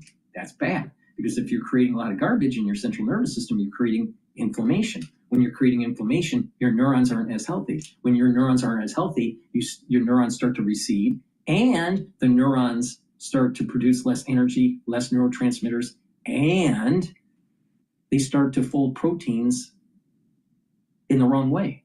And when you have too many proteins that are misfolded, that have beta sheets, what is called a beta sheet for the amino acid sequence, they start to build up plaque, so you start to get amyloidosis. Now you know why people start losing their mind when they get older. It's really important to keep that inflammation down, keep the mitochondria healthy, and to improve that neuroplasticity. Now, Goodnight Formula is also going to help you to be well rested, because you're in that 3 to 5 cycle of REM sleep. So you do this regularly, you take it at night, you're going to slow down the aging process, your memory is going to improve, your central nervous system will be detoxified, and you'll have more energy. If you don't do it, you're going to get stupid. Ashwagandha root. Ashwagandha root controls your cortisol levels and your blood glucose levels. When you do that, you're bringing down inflammation. That helps your cardiovascular system, that helps with brain function, that also helps with your immune system. Because if you're overinflamed, you're going to build up more plaque. If you're overinflamed at the cerebral level, you're going to have neurons that don't work very well. And if you have chronic elevated cortisol levels, your immune system is suppressed. You don't want to do that. So take the ashwagandha root, boost up that immune system, help with your cardiovascular system and brain function. Lignans soaks up free radicals, brings down inflammation, helps the immune system, the endocrine system, brain function, and the cardiovascular system for the same reasons that I just mentioned. It's that simple. You do that every day, you're going to age slower. All right, let's listen into Al Jazeera. It doesn't work. There is no better way, and the things could get worse. Russell said that joining us from Riyadh. Well, while Trump is talking of postponing strikes and ramping up diplomacy, the Israeli military says it has launched a new wave of attacks targeting, quote, the heart of Iran. Heavy strikes across the country on Monday. Emergency cruisers. I want to go to CNBC. This is breaking news. They're interviewing Cohen, which was a previous Secretary of Defense. Was really very dangerous to us, to our troops, to the region, and to the world market. And so I was pleased to hear the president at least step back for a pause. Now, whether that pause is for buying time to get our Marines really ready to go in and take over Clark Island or not, or whether there are some discussion taking place behind closed doors that find some kind of a pathway to a peace in the Middle East, one that will carry risk. But the question becomes, how much is the United States, Israel, the countries in the region willing to tolerate? Because they're never going to be absolute security, but what is the risk level that they are willing to live with? And that's something we have to be negotiating and talking about. So I'm pleased that the president has paused. Why? At least for 5 days. Why? Why? Why can't we just kill the IRGC and the theocratic regime and make sure that there's a constitutional republic that's booted up in Iran? And they can use our constitution, our pillars of government, as a model. We can stabilize their economy with the flow of energy. We can stabilize their currency with the IMF and the World Bank. We can guarantee elections through the UN, and we could probably have a council of 5 the 5 important nations, the United States is one of them, right? As a means of kind of like coaching them into a constitutional republic. A big part of Iran is secular. A big part of Iran is educated. A big part of Iran actually aligns with Western culture. Why can't we have that? Why can't we just force it? Why can't we look in the mirror and say, we're Julius Caesar and we're going to win? Why can't we do that? No, we got to sit back and go, well, maybe there's some risk that we're going to be able to manage and be able to live with. We'll just control their nuclear weapon development. That doesn't solve the problem, because you still have the Shia craziness where they want to light the world on fire. That doesn't solve the problem of them reaching escape velocity with biological weapons.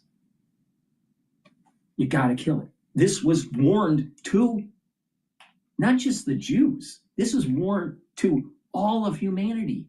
Amalek must die. All of humanity has been warned on this. So we don't get the job done. Don't be surprised that the big curse happens.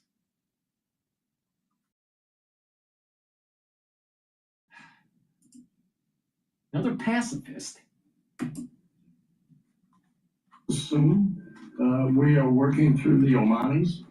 The Omani leadership over the years has been a moderating force in the region. They talk daily and have talked daily to the Iranians. And so I assume that whatever negotiations are taking place, using them as the medium and the communicator to our positions and to those of the Iranians. Yeah, I mean, I guess the question is who is calling the shots over there? Because the Strait of Hormuz is still effectively blocked, right? They are controlling that. There's still missiles coming over, not as much. So how do we judge the success of the operation? Well, it's going to take some time to negotiate that. It's going to take forces in the region. I am hoping that we don't have to deploy the Marines to take over Kargat Island. Marines are great at carrying out whatever mission we give them, but simply taking the island and then occupying it is not. Oh, wait a minute. We got to remember, former Secretary of Defense, War, Cohen, that's speaking. Did you solve the problem in Iran, or did you make it worse? No, he didn't solve the problem in Iran at all. So we're going to take him at face value? What the fuck? We are in the situation we are in because of people like him.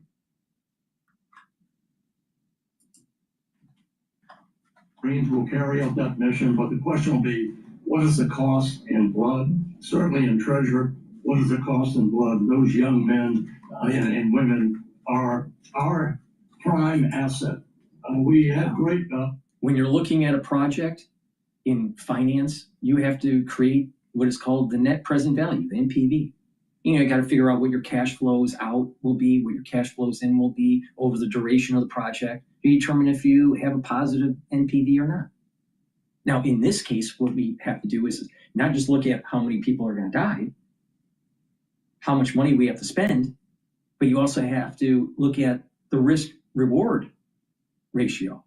You have to make an assessment that if you don't get the job done, is this going to cause a problem later down the road?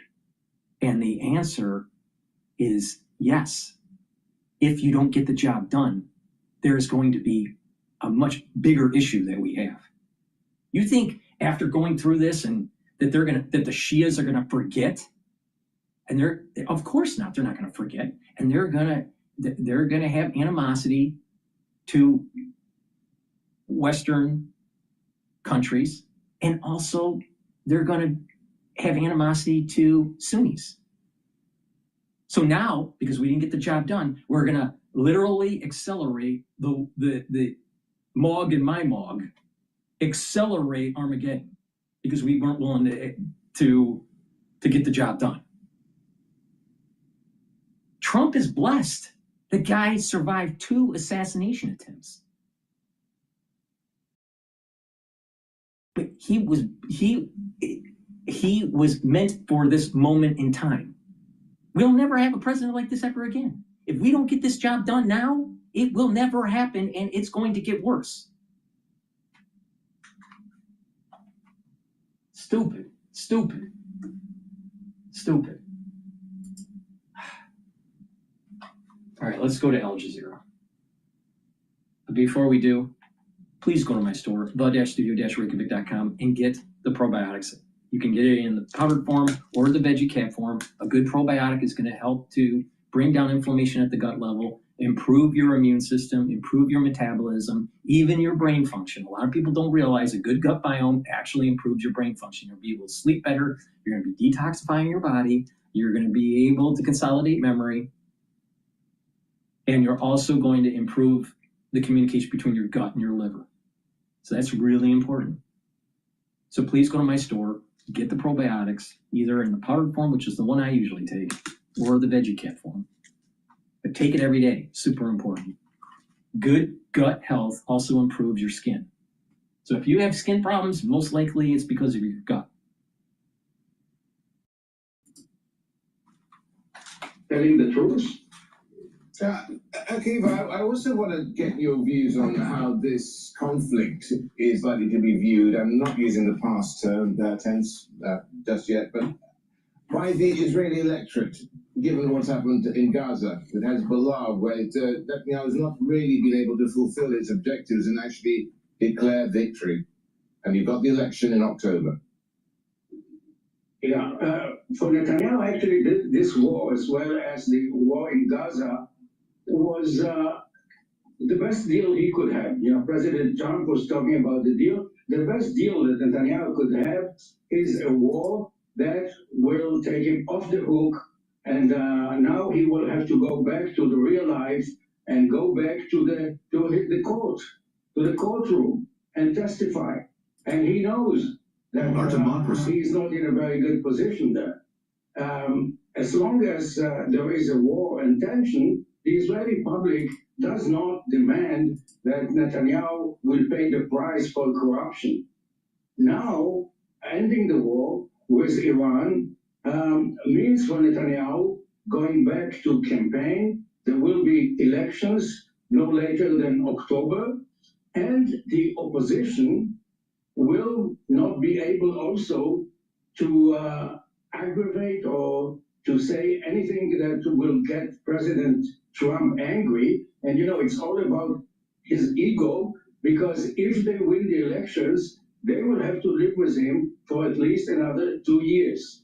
So Israel is, you know, was bragging about the fact that it's a sovereign state, independent state, the only democracy in the Middle East. And what kind of democracy is it when Israel has to take into consideration, strategic consideration, the ego of the American president? Hamid Reza, what about the egos in Tehran? How do people there respond to Donald Trump here? And he says he's got an important and trustworthy interlocutor without mentioning him, because that may mean that he'll be killed. Now, the thing is, surely no deal is possible there from a regime which has really lost a lot of its top dogs, as it were, without the IRGC being on board and their hard line. Yeah, absolutely, and that's at the core of the issue. I'm also not sure who President Trump is talking about. There have been some speculations in social media. I'm not sure to what extent, if at all, they can be taken at face value. But the problem is here is that there's zero trust, I can say, towards the United States overall, and especially President Trump, because so far, twice, and not just once, at the middle of the negotiations, the United States decided to first greenlight Israeli invasion of Iran, and the second time to initiate an invasion. So I see a lot of skepticism in these past couple of hours. regarding any kind of prospects for diplomacy at this stage. What I can say for sure, based on me following the strategic debate in Tehran, and actually this was something I was reading right before joining you from a well-known pro-government expert. He was talking about an equation of normalization for normalization, like normalizing Iran's economic interactions in exchange for Iran normalizing the passage of ships in the Strait of Hormuz. So they have clear demands, what they want from any deal. But what President Trump has been saying has been rather vague and general. So I'm not sure if he's telling the truth here or just buying time for, especially, given the recent deployments of troops toward the Middle East, that he's buying time for another phase of escalation, actually. Yeah, and Akivalda, what are you making of what input perhaps Netanyahu's had in all this, if any? I mean, has he surprised everybody by perhaps leaning on Donald Trump to launch this war, and he did it unilaterally? Do you think that Donald Trump is paying him back? Well, it looks like the tail is wagging the dog, and this is not the first time. Well, people remind us now. I remember when Netanyahu went to the Congress in 2002. He was at that time he didn't have any official position, but he went there and it's not just Netanyahu; it's the lobbying group. The Israeli lobbying group is too connected and too entrenched in American politics. But you can't just blame the Israeli lobbying group. You have to blame our representatives in Congress and in the Senate. They're the ones that were bought off. So who's really at fault? The Israeli lobbying group or the way our politics works in Congress?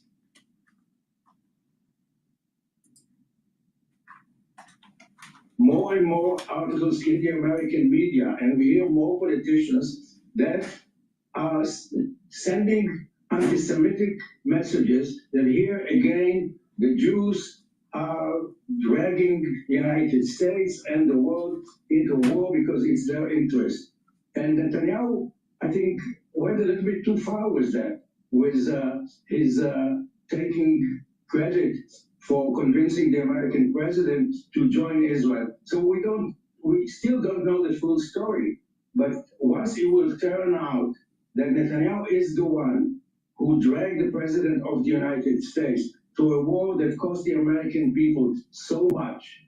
And since we know that this American president really doesn't have clear strategy, as he said, he is Mr. Deal, making a deal. And Netanyahu,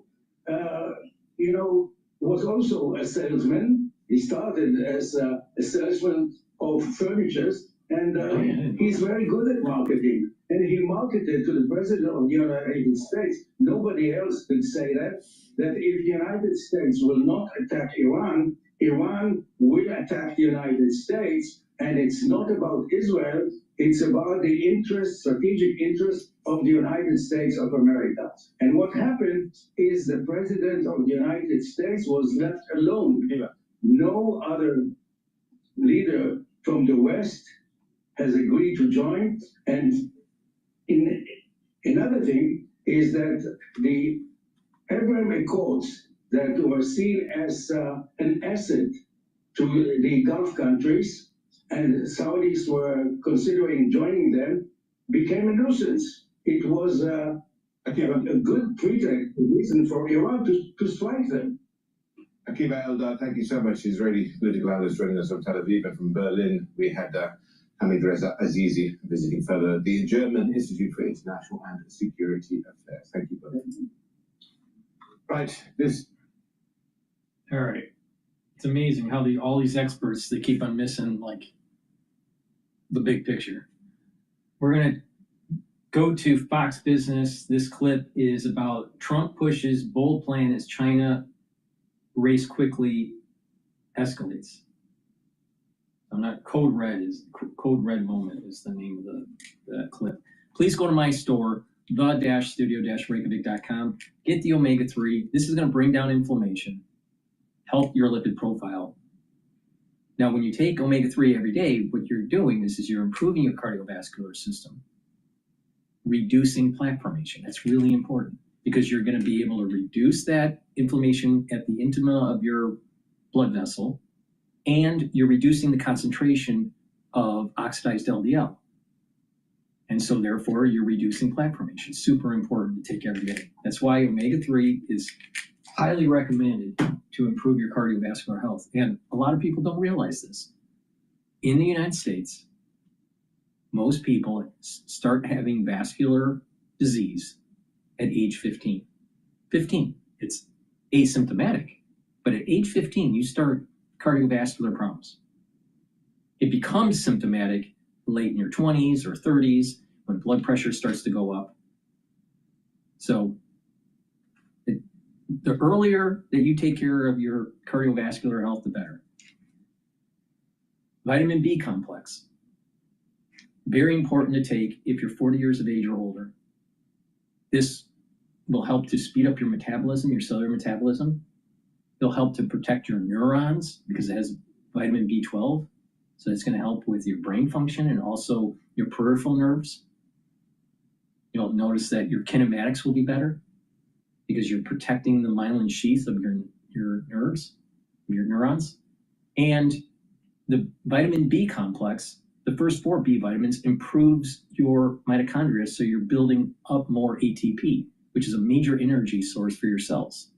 Because the first 4 B vitamins helps with the electron transport chain, and the electron transport chain within your mitochondria is what produces your ATP.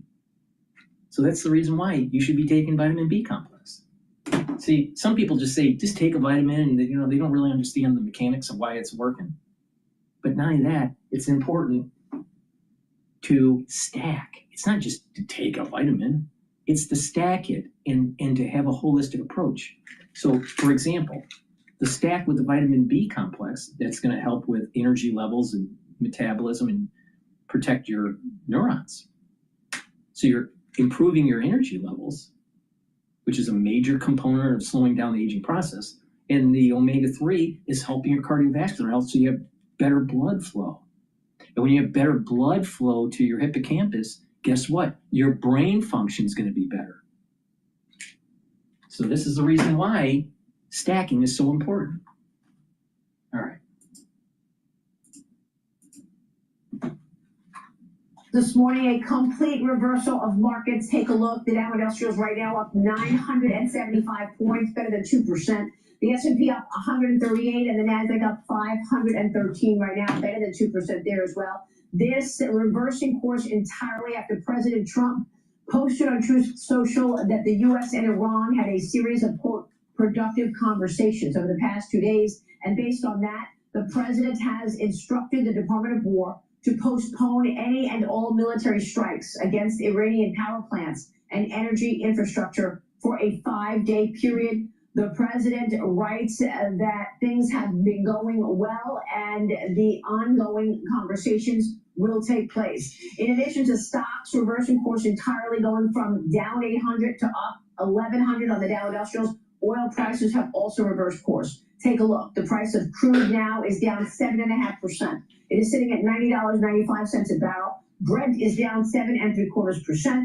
That is down to 103.53 on Brent. Interest rates also reversing course entirely. Take a look at the 10-year, where earlier we were looking at a spike in rates. It is plummeting down on this news from President Trump that he has had productive conversations with Iran, and he is hoping to get out of this war. He's intent on doing a deal. The yield on the 10-year down 2.3 basis points, now at 4.36%.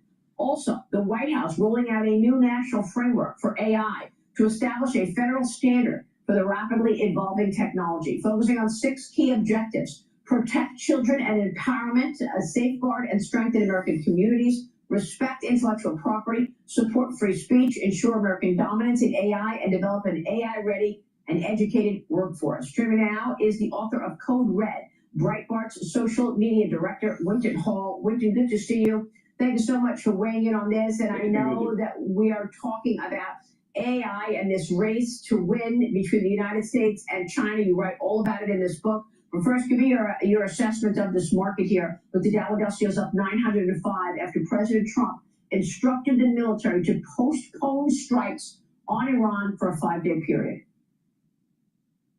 No, it's great news for America. Forge in Flame's spring sale is on, March 6th through April 5th. Save up to $500 now when you claim. No, it's great news for America, and I think the world, and I think we all want to see this come to a peaceful end and be resolved. And I think also you're seeing that reflected in the markets. And you know, this whole rally that we're talking about right now is going to also affect, as you were talking about, the AI, specifically the Mag 7, the 1/3 of that S&P 500 that's so important as a tentpole. And I think especially now that we have this national policy framework on AI that you were talking about, it's going to set up a glide path for additional growth. And Winton, I want to get your take on the big takeaway out of your book, Code Red. We know that the AI race against China is heating up. We know China wants to win, and we've got ongoing investment in America into new technology, into data centers. That has been the story. Stanford University reporting that the U.S. is well ahead of China in the private sector, financing in AI, $109 billion invested compared to China's $9.3 billion. Winston, your thoughts? Yeah, no, we have to win this AI race. President Trump's exactly right, and we need to win it for 2 reasons. One, nobody reports it better than you. The economic part of this, we know the upside, which we just discussed. The downside we saw with the big wipeout of $600 billion to NVIDIA when DeepSeek R1 was released from the China model. So that's the economic piece. But the military and the human side, I think, is just as important, if not more, from a national security perspective. Whoever achieves dominance in the AI race is going to have superiority on the battlefield in things like encryption, cybersecurity, missile system hacking even of infrastructure. And we know that since 2017, the CCP has mandated that they want to, by 2030, we're just 4 years away, Maria, from them wanting to gain global dominance in this race. And so the president's exactly right. We have to win. I think, as I say in the book, we can beat China without becoming China. In other words, we've got to maintain our values. Nobody wants to have a techno-authoritarian surveillance state by any stretch. But we also want to make sure that we win on the battlefield as well as in the economy. And that's obviously why the AI race is so hot right now. So what do we need to do to continue that? What's your big takeaway from the book, Winton? Yeah, I think from the book, the key is to understand that AI is not just a tool, it is power. And as Americans, we have to understand that this is going to reshape everything from the way our children are educated to the way that we see in the battlefield and AI warfare. And I also think economically, we've got to be prepared as individuals. But I think there's a huge upside. Look, the future is going to be teaching our children not just to apply for jobs, but how to create them. And that's all about entrepreneurship. And so I think for those people who harness that power early on and really understand how to embrace the upsides and avert the landmines, there's going to be a huge growth opportunity for them economically, and I think personally, and certainly for our nation. So we've got to get serious about it. And I think that's why, you know, you're seeing people come to this conversation and realize, look, this is not hype. This is not a hype cycle. The AI revolution is real, and we got to be ready. Mm-hmm. So what does that mean for jobs? Because the worry was that AI was going to eliminate certain jobs. And I think what you're seeing happen here is a new focus on jobs that are not necessary for these higher degrees, like, you know, engineering is one of them, but really electricians and construction workers and things like that are seeing lots of conversation recently. Is that where the job creation is going to be? One thing that's different about AI in terms of technology and its impact of jobs is this technology seems to be impacting white-collar jobs.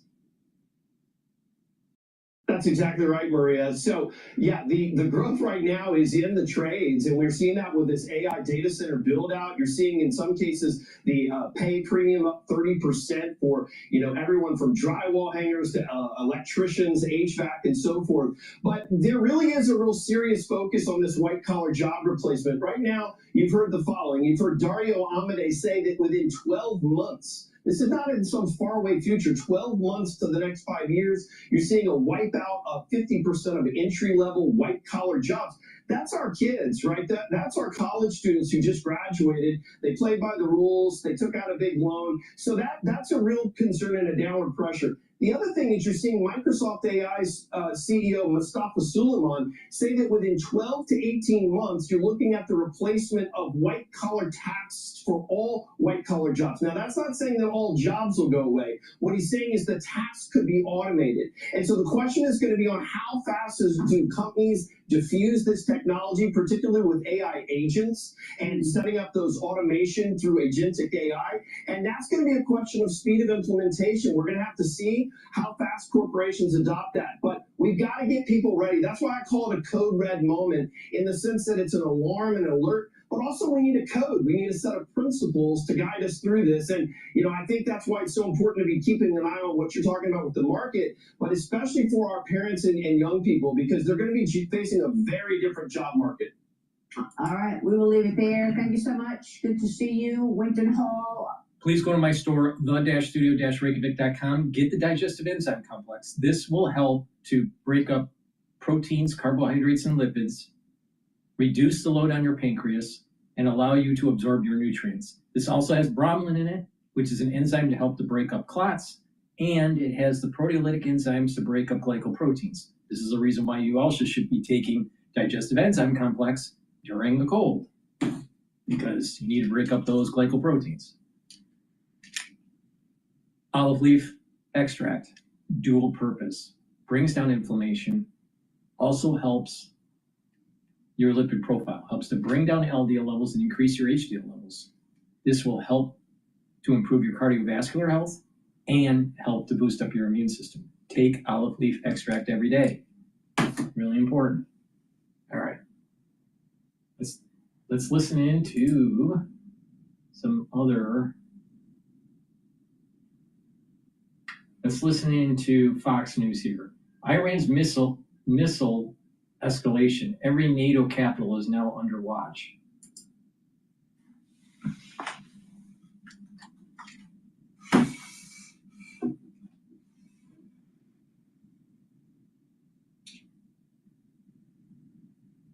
Come on.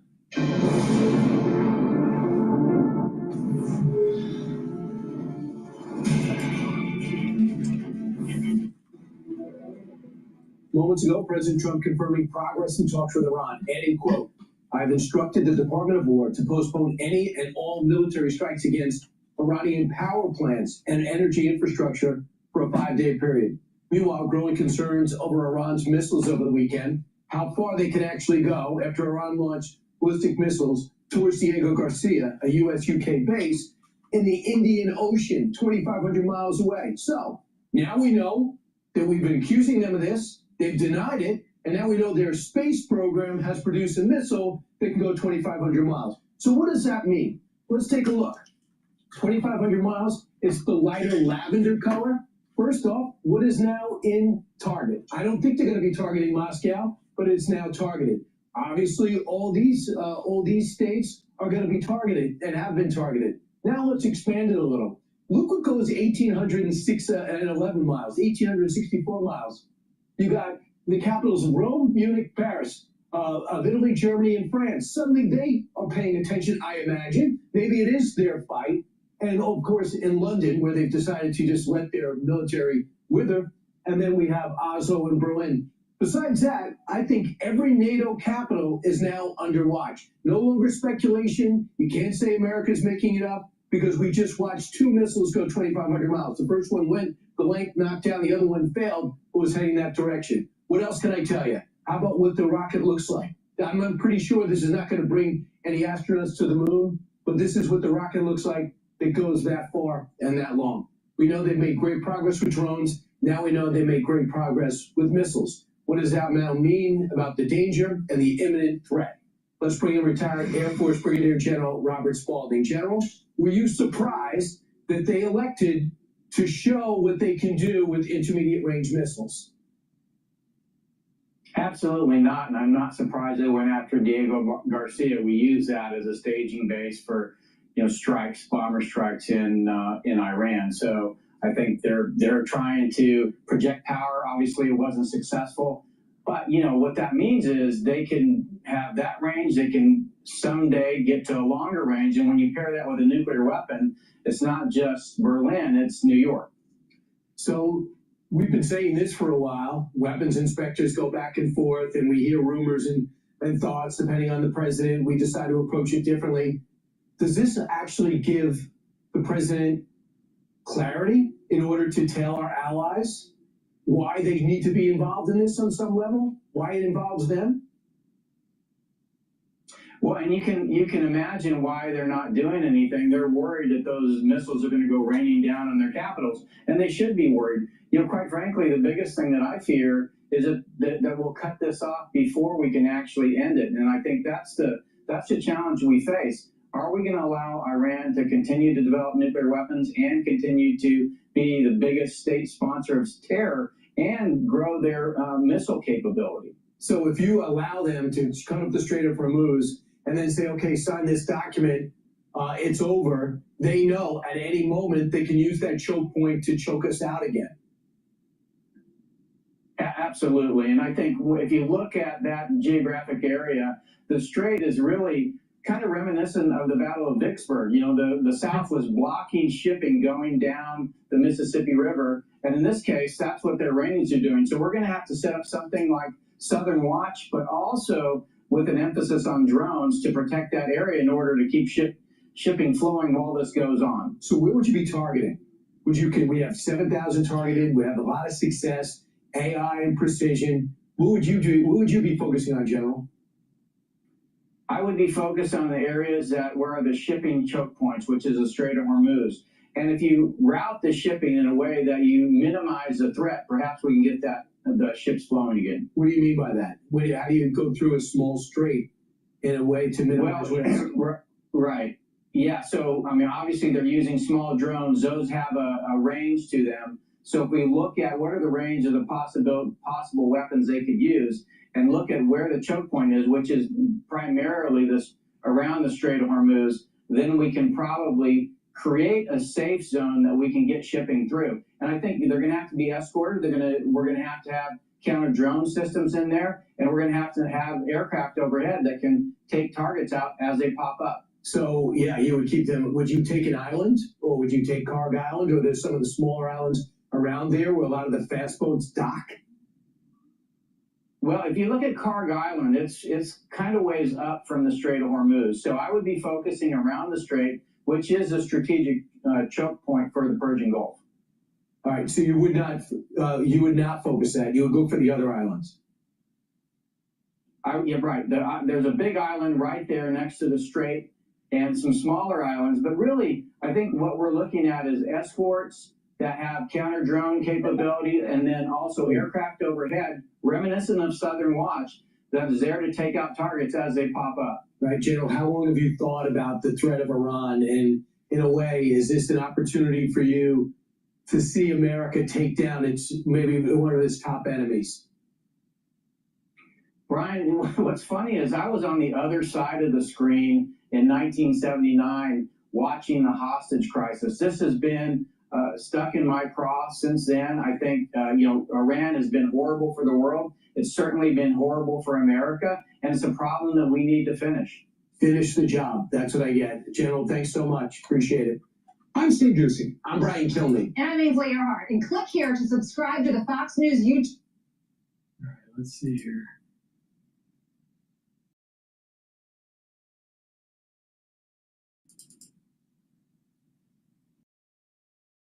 With Canva AI, you'll never design alone again. Just tag in Canva for instant design feedback and suggestions, all from within the app. Let's get to Mohammed Al-Arian. What are your thoughts, Mohammed? We saw we were down 250 on the Dow. Futures are now up 1,000 points. It's an important turnaround, Joel, because we were seeing flight to cash as the only safe haven, and that was contracting markets in a significant manner. The big question for me right now is not only do these talks continue constructively, but can you get Israel to buy in as well? Because there are three warring parties in this war. So there's a lot of uncertainty still, but it's much better for markets than what it looked like just 10 minutes ago. Hey, Mohammed, the idea that Israel would move against the United States at this point, I think they've been surprised and thrilled that the United States has moved in lockstep to support their goals to this point. I would have a hard time imagining that Israel would do something that the United States is saying they don't want to do anymore. But I will say the complexities here, what Iran had been floating that it wanted, are going to be very hard to deliver. They said things like they want the Strait of Hormuz to now operate very differently in the future, that they would like to see everyone have to kind of buy into getting approval from Iran to go through, which I know the Gulf states are not going to go along with. And they want to be assured that they will not have any strikes that come against them in the future. And I think that's a nearly impossible admission for either the United States or Israel. So I guess the details, as always, will be what decides this, but the market is very quickly reading that this is a huge step down in the escalation that we've seen to this point. It is, especially if you stop the military attacks, as suggested in the president's Truth Social. Political scientists have had enormous difficulty defining an off-ramp that can attract two, let alone three parties to this war.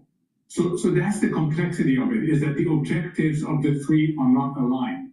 If the U.S. can force objectives, because right now the U.S. is the only one that can declare victory. The other two cannot declare victory. So if the U.S. can impose its will on the other two, then we have an interruption into something that went from simply disruptions to structural damage that takes years to fix.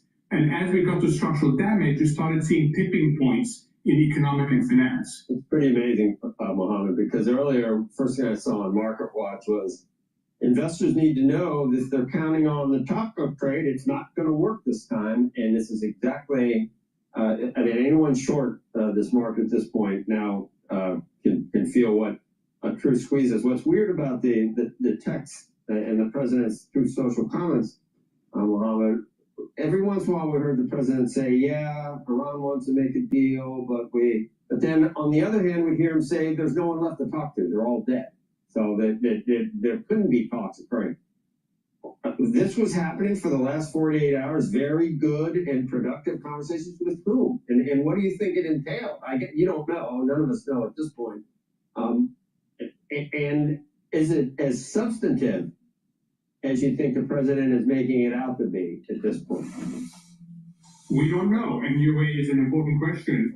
Who are we talking to on the Iranian side? Let's not also forget that as we've eliminated the top layers, command and control has been shifted down to the field, to field commanders who have a pre-existing order to take advantage of, quote, opportunistic targets. So can you control the ground? Can you control the field? There's lots of question marks. But what you see in the market is exactly what you said. People were short.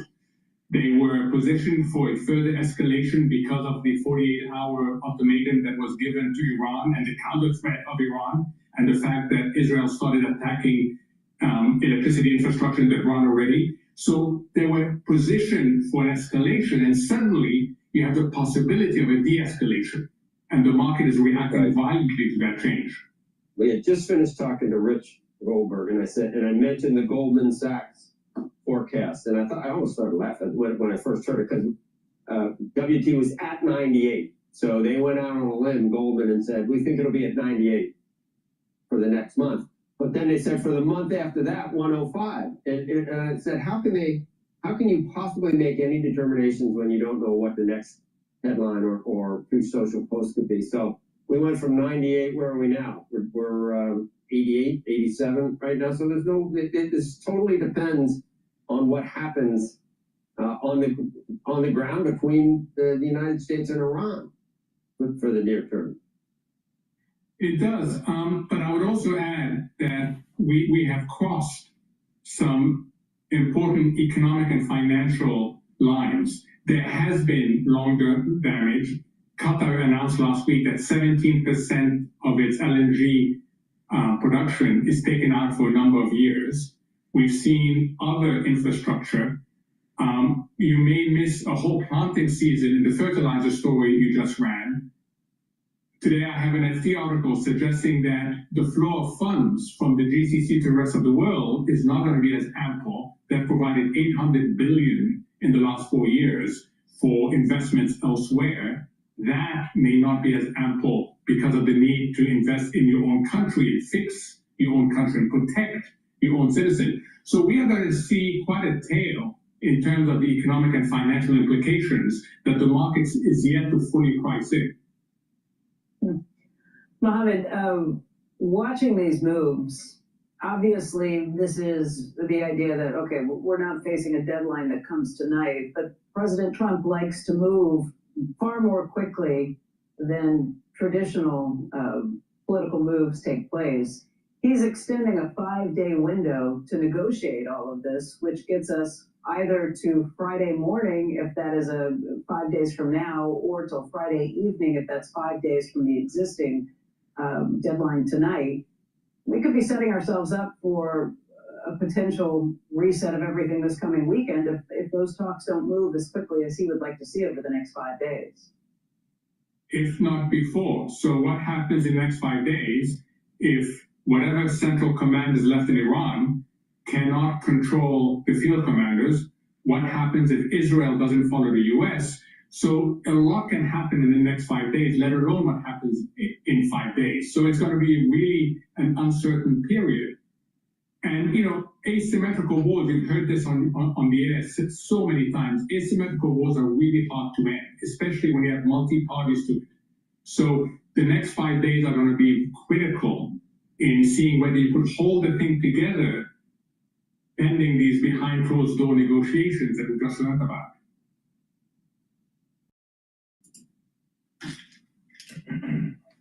Please go to my store, the-studio-reykjavik.com. Get the vitamin D3. This is a cofactor for gene expression. This will help for your cells to perform properly. Vitamin D3 also helps with bone density. It helps to absorb calcium. If you do resistance training, it's going to deposit bone matrix. Vitamin D3 also helps to get cells to go into apoptosis if they're infected. And vitamin D3 helps with cardiovascular health. Resveratrol helps with youthful gene expression, also soaks up free radicals, helps the health of your mitochondria so you'll have more energy. Resveratrol helps to get rid of cells that are in senescence. Please go to my store, get the resveratrol, slow down the aging process. And this will also help with your basal layer for your skin, so your skin will improve. Please go to my store, the-studio-reykjavik.com.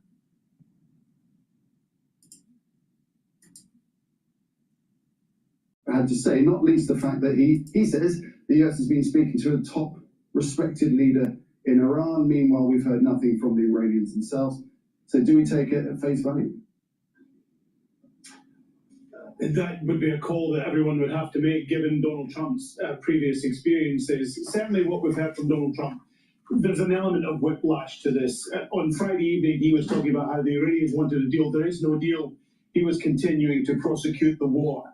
Then Saturday night here in Washington, we got the Truth Social message saying that if the Iranians threatened the Strait of Hormuz, if they didn't reopen it within 48 hours, then the United States was going to attack their power plants, including the biggest one, and that was going to get underway at some point late on Monday. And then on Monday morning, we get a complete change of tone and a complete different approach from Donald Trump, who said, there's a possibility we could end the war, that there is the reality that we could come to an end here, and no guarantees, but we're talking to the Iranians, and that completely came out of the blue. Now, we're not quite clear who's been talking with whom, whether there is someone who's acting as a mediator. We do know that countries in the Middle East have been talking to the White House over the weekend. We know that the Israelis apparently trying to veto any idea of any sort of deal with the Iranians at this point.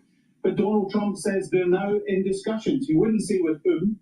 He said that there wasn't going to identify him because there was a possibility he could get killed, even though it's the United States that's carrying out operations in Iran. but he was well respected, and things he said had come true over the last few days, so they believe that he is credible. Quite how this plays out in the timescale that Donald Trump has given by saying that there'll be no attacks on the power infrastructure for 5 days isn't entirely clear, but they're continuing to attack targets in Iran. They're continuing to move troops towards the area there. And if we get to Friday, which is the deadline, and we know Donald Trump's deadlines tend to be a bit elastic, that if we get to Friday, then there is the possibility that the war could continue, or if the discussions go well, that the war is over. But someone I've been speaking to over the last hour or so says what Donald Trump is talking about, in public at least, seems to be largely what was on the table when the Omanis were speaking to both sides 23 days ago, which is no nuclear weapons, an end to nuclear enrichment for a period of time, no missile program or a restricted missile program, and other issues would be considered at that point.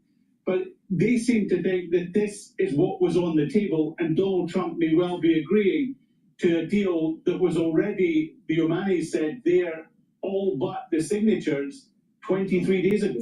Yeah, that's a very valid point. Something we'll unpick in the rest of this show and in the coming hours. But perhaps just as a recognition that we're not in, by any means, in the realms of a ceasefire at this moment. Something else to bear in mind is that there is a US expeditionary force just days away from the region now. And there's speculation about what that means. There's some 4,500 Marines, Marine Expeditionary Force, on its way to the region. Certainly the suggestion is that the intention is that it'll take over Karg Island, which of course is a key infrastructure point for the Iranians. It's where a lot of the oil is processed and dealt with. There is also the talk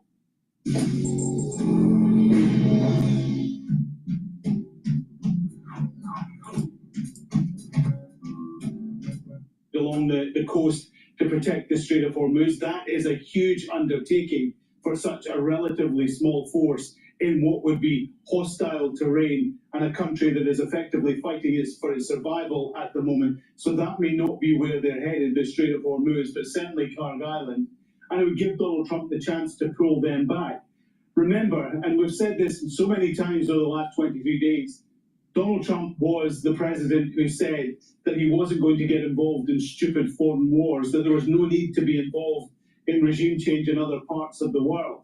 But he's also said that he wouldn't have any qualms, any concerns about putting troops on the ground. He said other presidents won't say that. I'm not going to put myself in the position where I say no troops on the ground. I'm not ruling that out.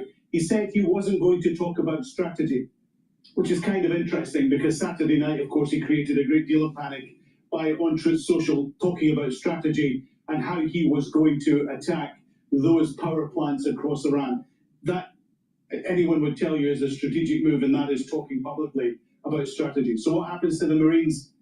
They're on the way there. What happens next is in the hands of Donald Trump as Commander-in-Chief and his military advisors. Yeah, all right, Alan, thanks for that. Alan Fish there in Washington, D.C. Let's head to Ali Hashim, who's in Tehran. So, Ali, are we hearing anything yet from the Iranian officials about these negotiations? Well, 3 hours later, and there's no official statement from the foreign ministry. All what we were hearing were sources, and the sources stopped. The first hour, it was just the first hour we started seeing sources. Then the foreign ministry issued at least a news agency, which is a semi-official, published a sourcing from the foreign ministry with respect to the talks. Then it was deleted and replaced by a source close to the foreign ministry. But for now, we don't have anything that confirms or denies officially what President Donald Trump said. Add to that the other issues, other institutions in the government also are not reacting and they're not commenting. This could just reflect the cautiousness within the system here in Iran. We're very careful now with any signaling, and it could be, given the fact Mr. Trump is saying that the president is talking to a certain person within the system. He is a leader. He's not the supreme leader. He's not the president. and he is not the foreign minister. So there is another person. There are suggestions that this could be the Speaker of the House, Mohammed Bakr Khalibak, who's very influential. However, this is also another issue to take into consideration, whether this is accurate or inaccurate. No one knows what's coming out from Washington, and whether this is interesting. This is an interesting point where we're not getting really good feedback from Iran about this negotiation that's taking place. So oil markets now are trading, WTI is trading at $90 a barrel and 37 cents, and natural gas is now trading at 2.94. Natural gas was as low as 2.9, and oil was trading around $88, $87 a barrel. So there is a little bit of a mean reversion going up in oil, probably because there's no real confirmation on, quote, good talks amongst the parties here. Well, and so the extraction of the 400 kilograms of uranium from under the rubble in one of Iran's nuclear sites, this is an issue itself. The issue of the nuclear program and stopping the enrichment or continuing enrichment, this is another issue. Guarantees that there will be no other war against Iran, and Israel's concerns towards Iran, the Strait of Hormuz, the war in Lebanon. These are all issues that will need months and months to be finalized. And one person, given the fact, my understanding of the Iranian system, it doesn't really make sense that one person can give answers to all these questions. Yeah, raises a great many questions, doesn't it, Ali? Thanks for that hash there in Tehran. It could be that Trump is just buying time for the Marines. Please go to my store, the-studio-reykjavik.com. Get the structural nanosilver toothpaste. This has no fluoride.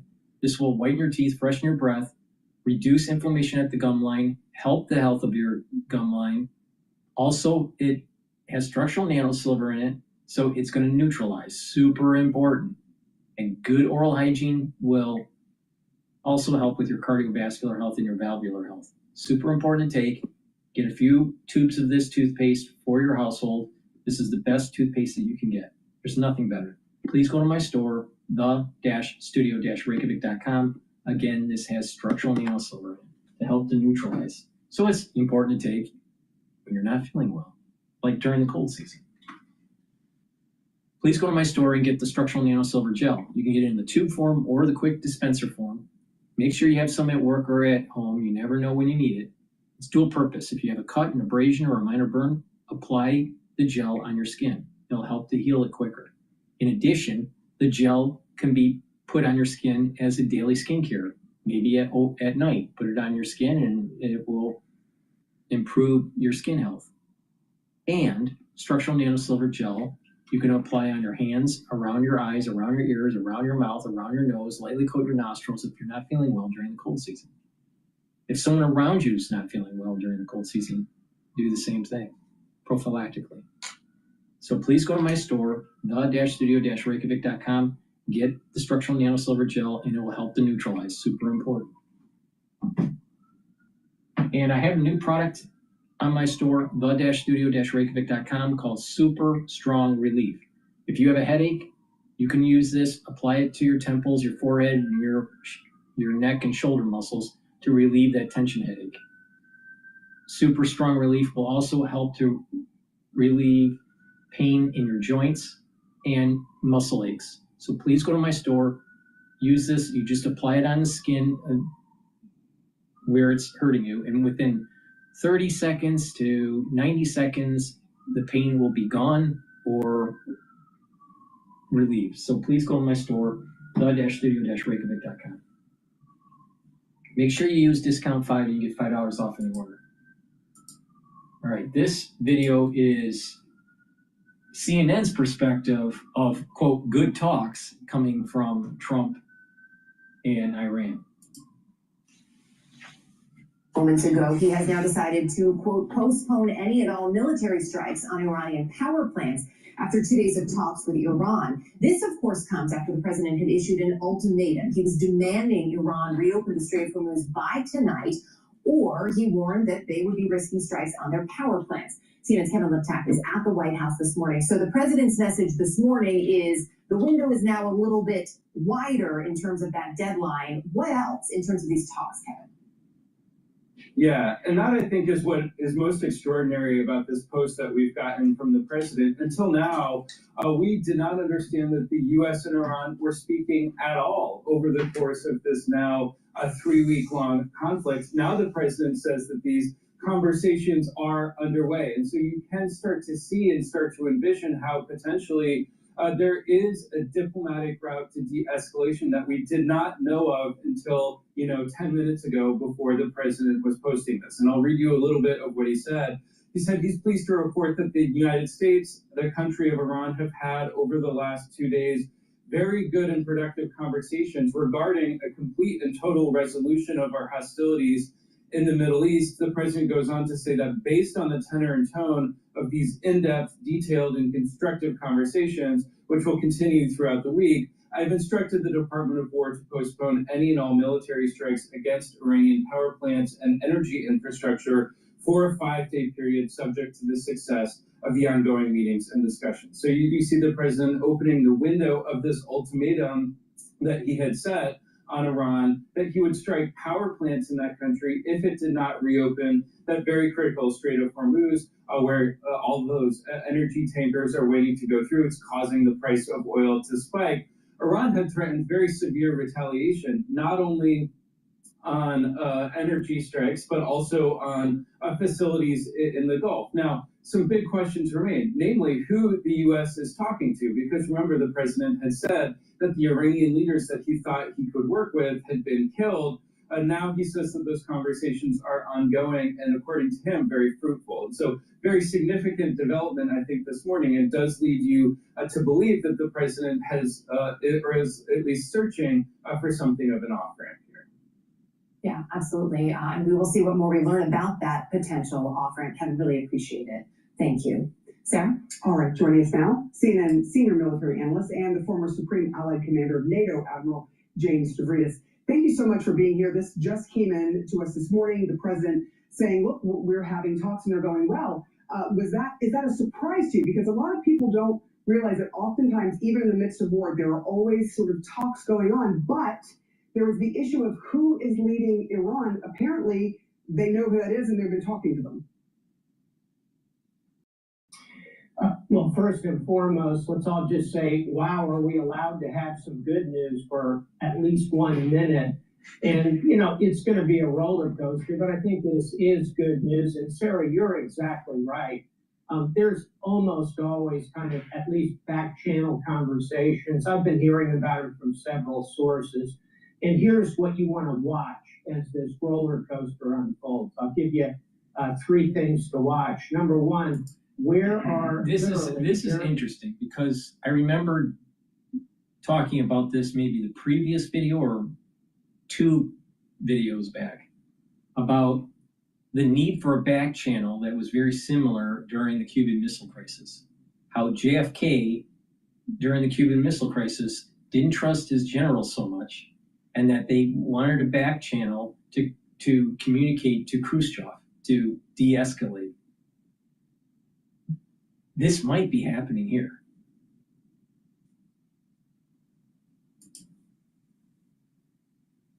Kushner and Steve Witkoff, because they are the ones who are going to be the U.S. side of this.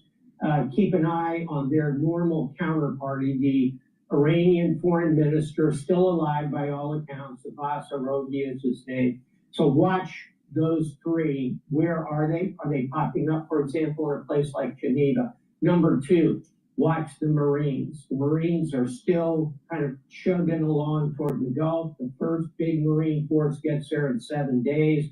Another one right behind it 2 to 3 weeks later. And then number 3, all eyes are going to continue to be on the Strait of Hormuz. Again, this is good news, but we just heard from our gas guy, and he laid out pretty clearly the strait's going to have to open before this is going to really turn into good news. But bottom line, Sarah, yeah, it's always better to be talk than bombs away.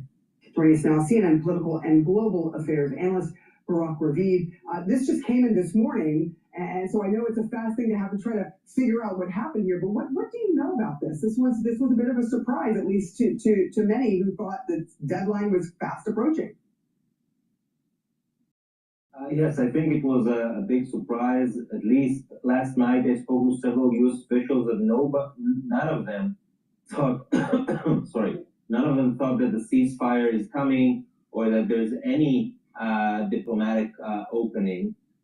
And I think that from what I learned in the last few minutes is that over the weekend, several countries from the region tried very hard to at least buy more time and sort of prolong Trump's 48-hour ultimatum to the Iranians to try and get some sort of diplomacy going. And those countries spoke to both Iran's Foreign Minister Abbas Araghchi and White House envoy Steve Witkoff to try and get more time. And I think that at least this initial effort, as we saw, was successful because it managed to get Trump to say, okay, I'm giving it another 5 days for diplomacy to see if we can get something going. By the way, those talks, as far as I understand, are not just about the Strait of Hormuz. They're about trying to launch a diplomatic process that ends the war. Obviously, the Strait of Hormuz is a very big part of it, but it is not just something that is focused on the Strait of Hormuz. It's much wider. Yeah, I mean, that's huge. If indeed they're talking about how to end this war and that those conversations are actually going on. You mentioned the foreign minister involved in this. So there is someone, because at some point, President Trump said that he didn't know who to talk to because so many of the leadership had been killed. It sounds to me like what you're learning is that the foreign minister is very much involved in this and maybe heading this up. So does it appear there is a diplomatic path out of this? Well, it's a big question mark. You know, it just happened 30 minutes ago. And, you know, I think President Trump decided to give it more time. I think it was a good decision. But it still doesn't mean that an agreement is around the corner. And it also doesn't mean that the talks that are ongoing with Iran's foreign minister, who is, I think, his main quality at the moment is that he's the only one who answers the phone over there, because many other people are in hiding and are not communicating over the phone. So it doesn't mean that the leadership that is running the show right now, mainly the commanders of the IRGC, that they are ready for any kind of deal. The Iranian foreign minister, although he's a government official, senior government official, he does not call the shots. Or at least he's only one part of a much bigger decision-making process. So I think, you know, we should first try to find more details about what exactly happened. And second, keep our expectations low when it comes to the ability to get a deal.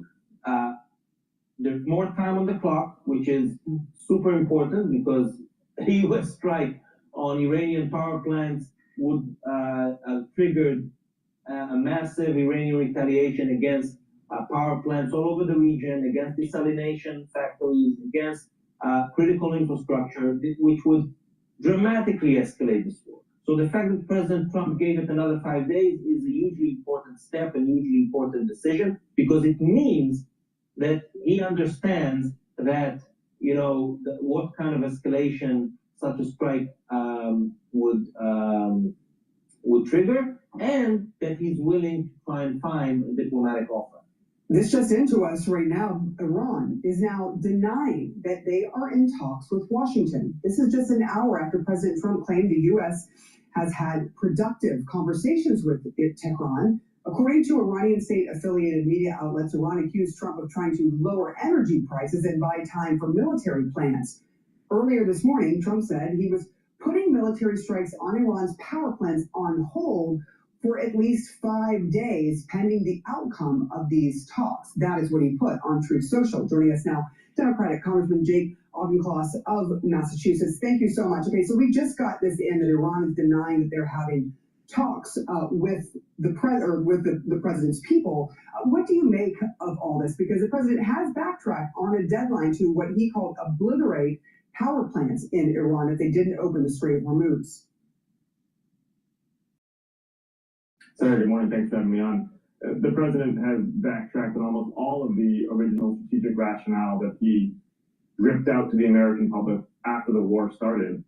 I'm sure there are back-channel conversations happening between Iran and the administration right now, but the reason we are hearing Iran flex this way is because they have a new strategic asset.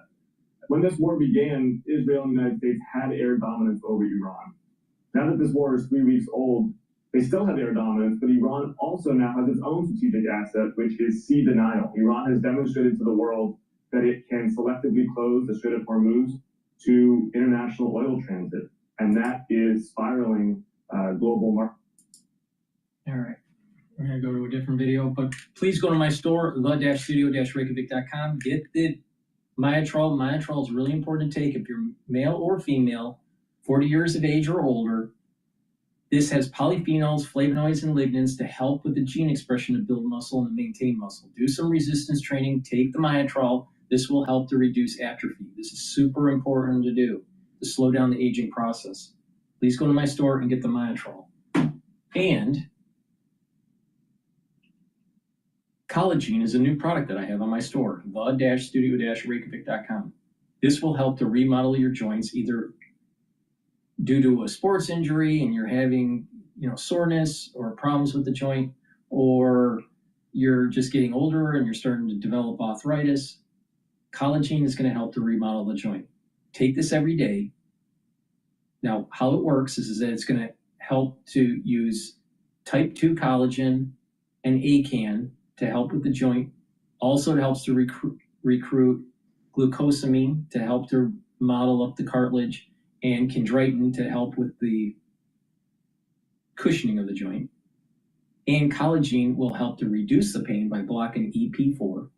And collagen will help to reduce the erosion of the joint by blocking MMP3 and MMP13. So take this every day. You can stack this with the collagen powder that I have, or take it separately. Please go to my store and get the collagen and get the Myotrol. Please go to my store, the-studio-reykjavik.com. Use discount 5, all caps, discount the number 5, and get $5 off any order.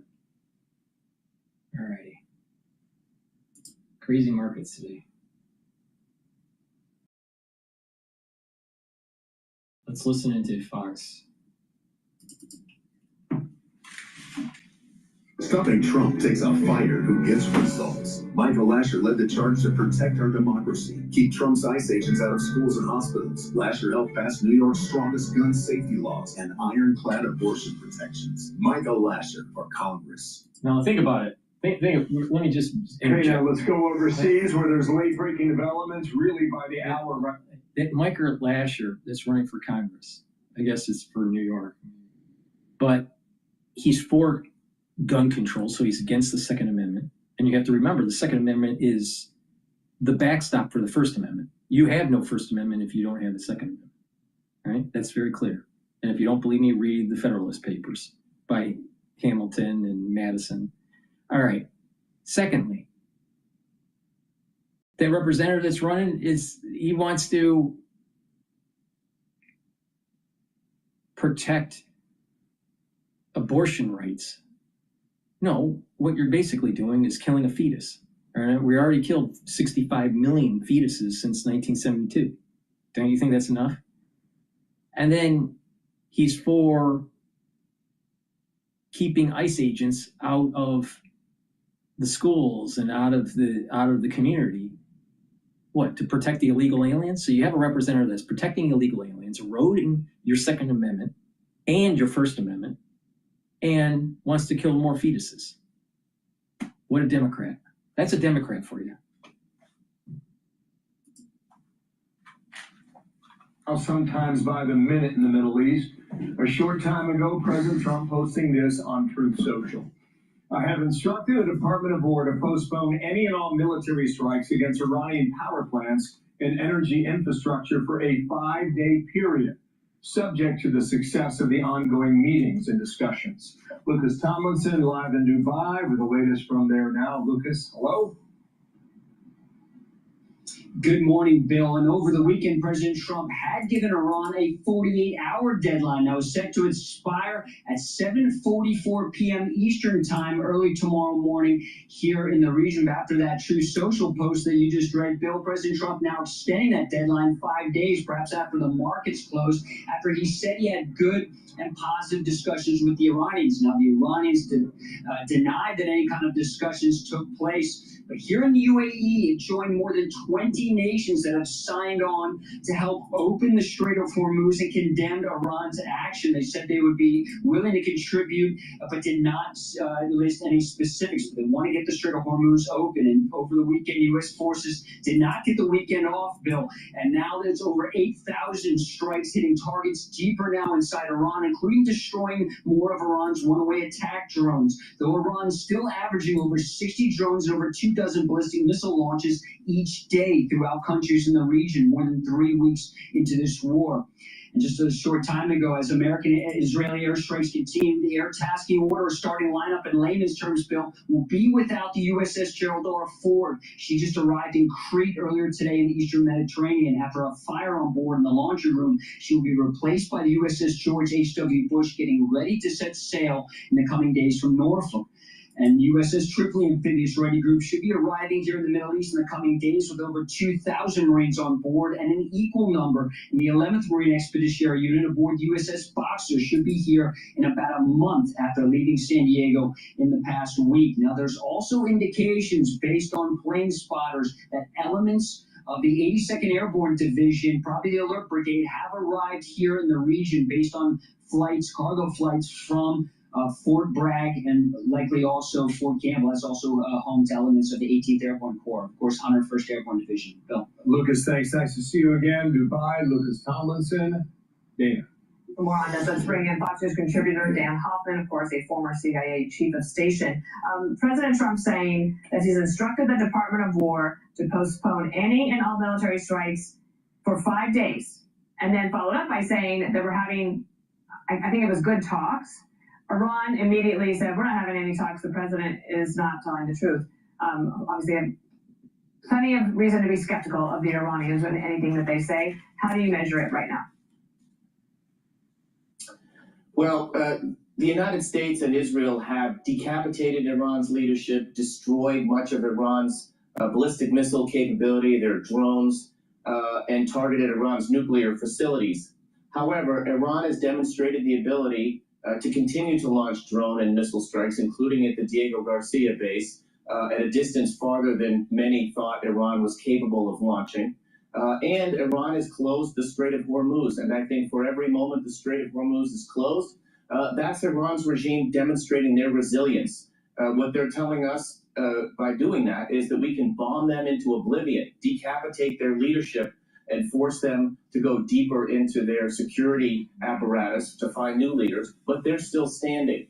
And they will want to dictate when this war ends, how it ends. And at the heart of it, Iran doesn't want to negotiate with the United States, at least there's no evidence that they want to, about their ballistic missiles nuclear program and support to proxy terrorists. And that is the reason why the United States got into this war at the very beginning.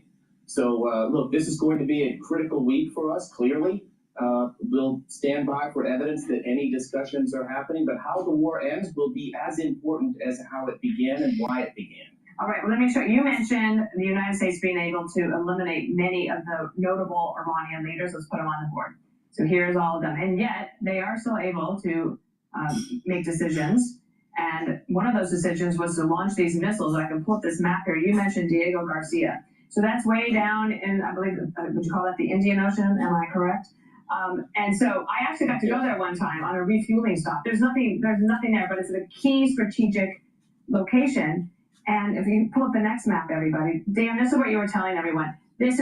Iran is much more capable, apparently, and we don't know how many they have, of being able to reach other places. So in some sense, Iran could widen this war quite a bit. They could, and there's still more that they could do, and our intelligence community has to be on high alert for Iranian cyber attacks against our critical infrastructure. We also have to be on high alert for Iranian terrorist operations all over the world, including here in the homeland. And remember that the leader of al-Qaeda, Saif al-Adil, has been enjoying sanctuary in Iran. So we have to be on high alert for that as well.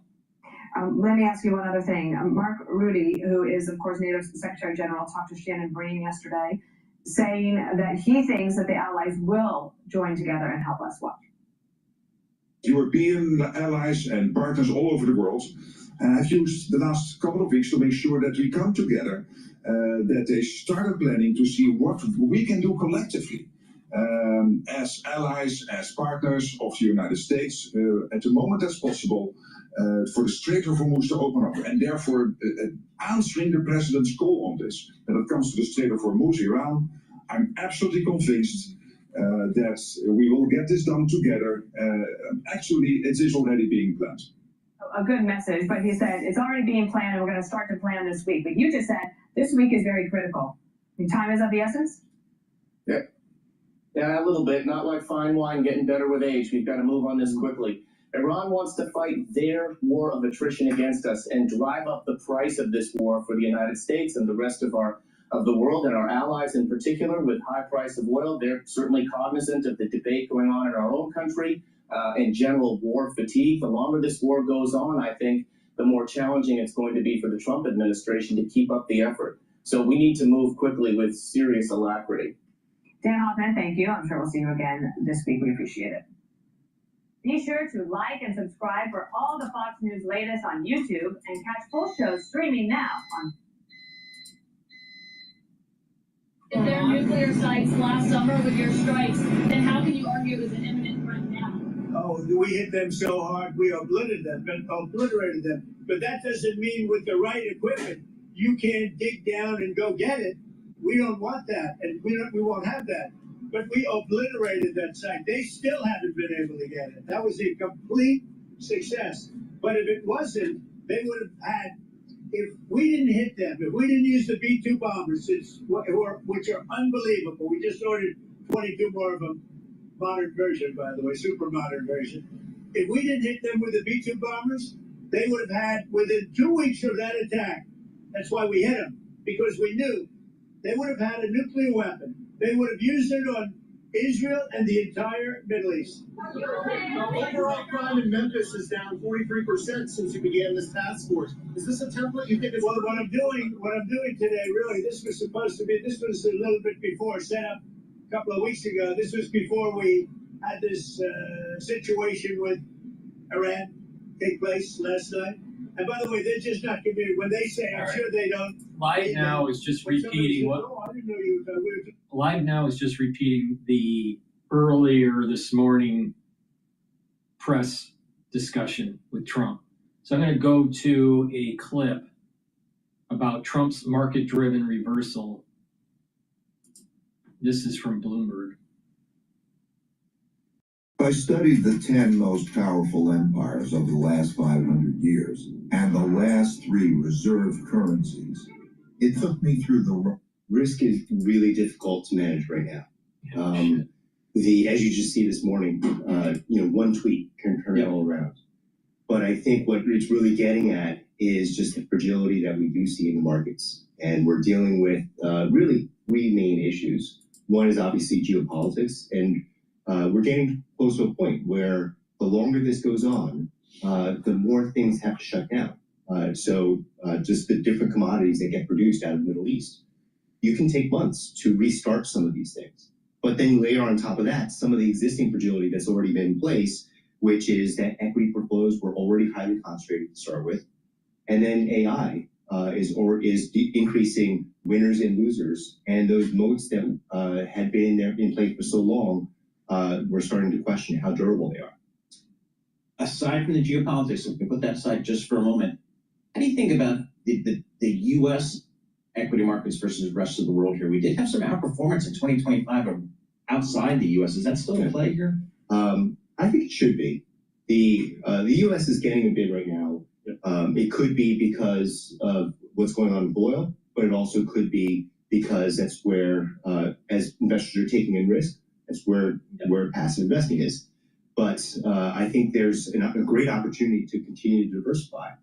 With the U.S., you have this issue of concentration. 50% of the U.S. market is in technology. You go outside of the U.S., you get to exposures with different themes in financials, industrials, consumer.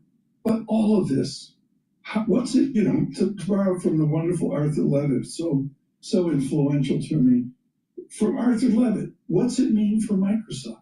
I mean, March 31 is going to end. They're doing AI. They're still going to make revenue. They're going to still make 30, 40, 60% margins. What's the feature of life goes on here for the growth winners? What you have to really think about with these growth winners is how are things changing for them? So we talked about this before in previous sessions, how much cash flow is plateauing now for these big growth winners because the amount of capex that they need to invest to keep the hyperscalers going and investing in data centers. That changes the dynamic of what they've had in the past. On top of that, these moats that some of these growth winners had is now in question. Can AI disrupt their ability to grow revenue without reinvesting in the business? So that was a big trade just over the last several months. Kind of some of these software names, in particular, software as a service names that really in focus. But it just feels like, as Tom mentioned, Microsoft, Salesforce, they're so entrenched in the overall economy. It doesn't seem like they could be at risk, yet the market's not too discerning at this point. I think what we need to think about really are three ways of managing risk today. First of all, if you think about AI disruption and you think about inflation, what that does is it really focuses you on shortening your duration of cash flows. And you want to get to things that have more visibility around those cash flows. Al Jazeera is interviewing a reporter from one of the press from Israel. So I want to listen into here. The war in Lebanon rather than Iran, because the Lebanese war doesn't bother him too much. It doesn't affect American interest, not in a dramatic way, for sure on oil prices. But another war will mean another lack of stability in the area. So I really hope it will be one package. It depends much how devoted will be the Iranian to include Lebanon in a deal, and obviously how devoted will be Donald Trump. When Donald Trump was talking about the apparent negotiations between the United States and Iran, he said that whatever deal there was, Israel would be on board with it. How do you read that? Does Israel have any other choice but to be on board? I mean, the choices of Israel right now are fairly limited. Israel was never so depending on an American president, even not on the American administration. On the American president, Israel was never maybe so condemned in the world and lonely. And therefore, Israel has to be happy because Israel does not have an alternative to the American support right now. And Israel will try to persuade and try to put some pressure. But by the end of the day, Israel will have to follow anything that Donald Trump will tell Israel to do.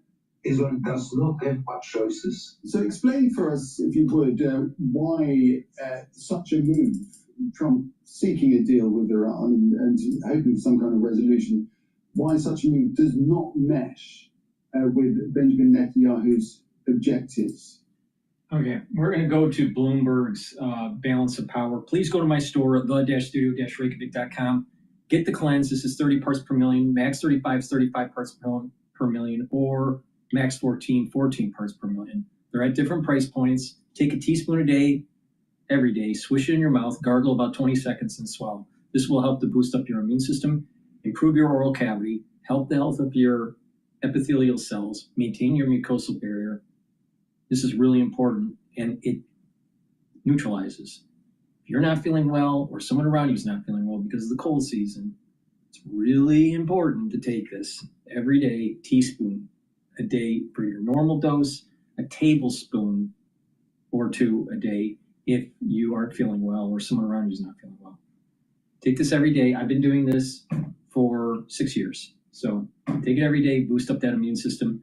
And when you're neutralizing and you're boosting up your immune system, you're slowing down the aging process. That's really important.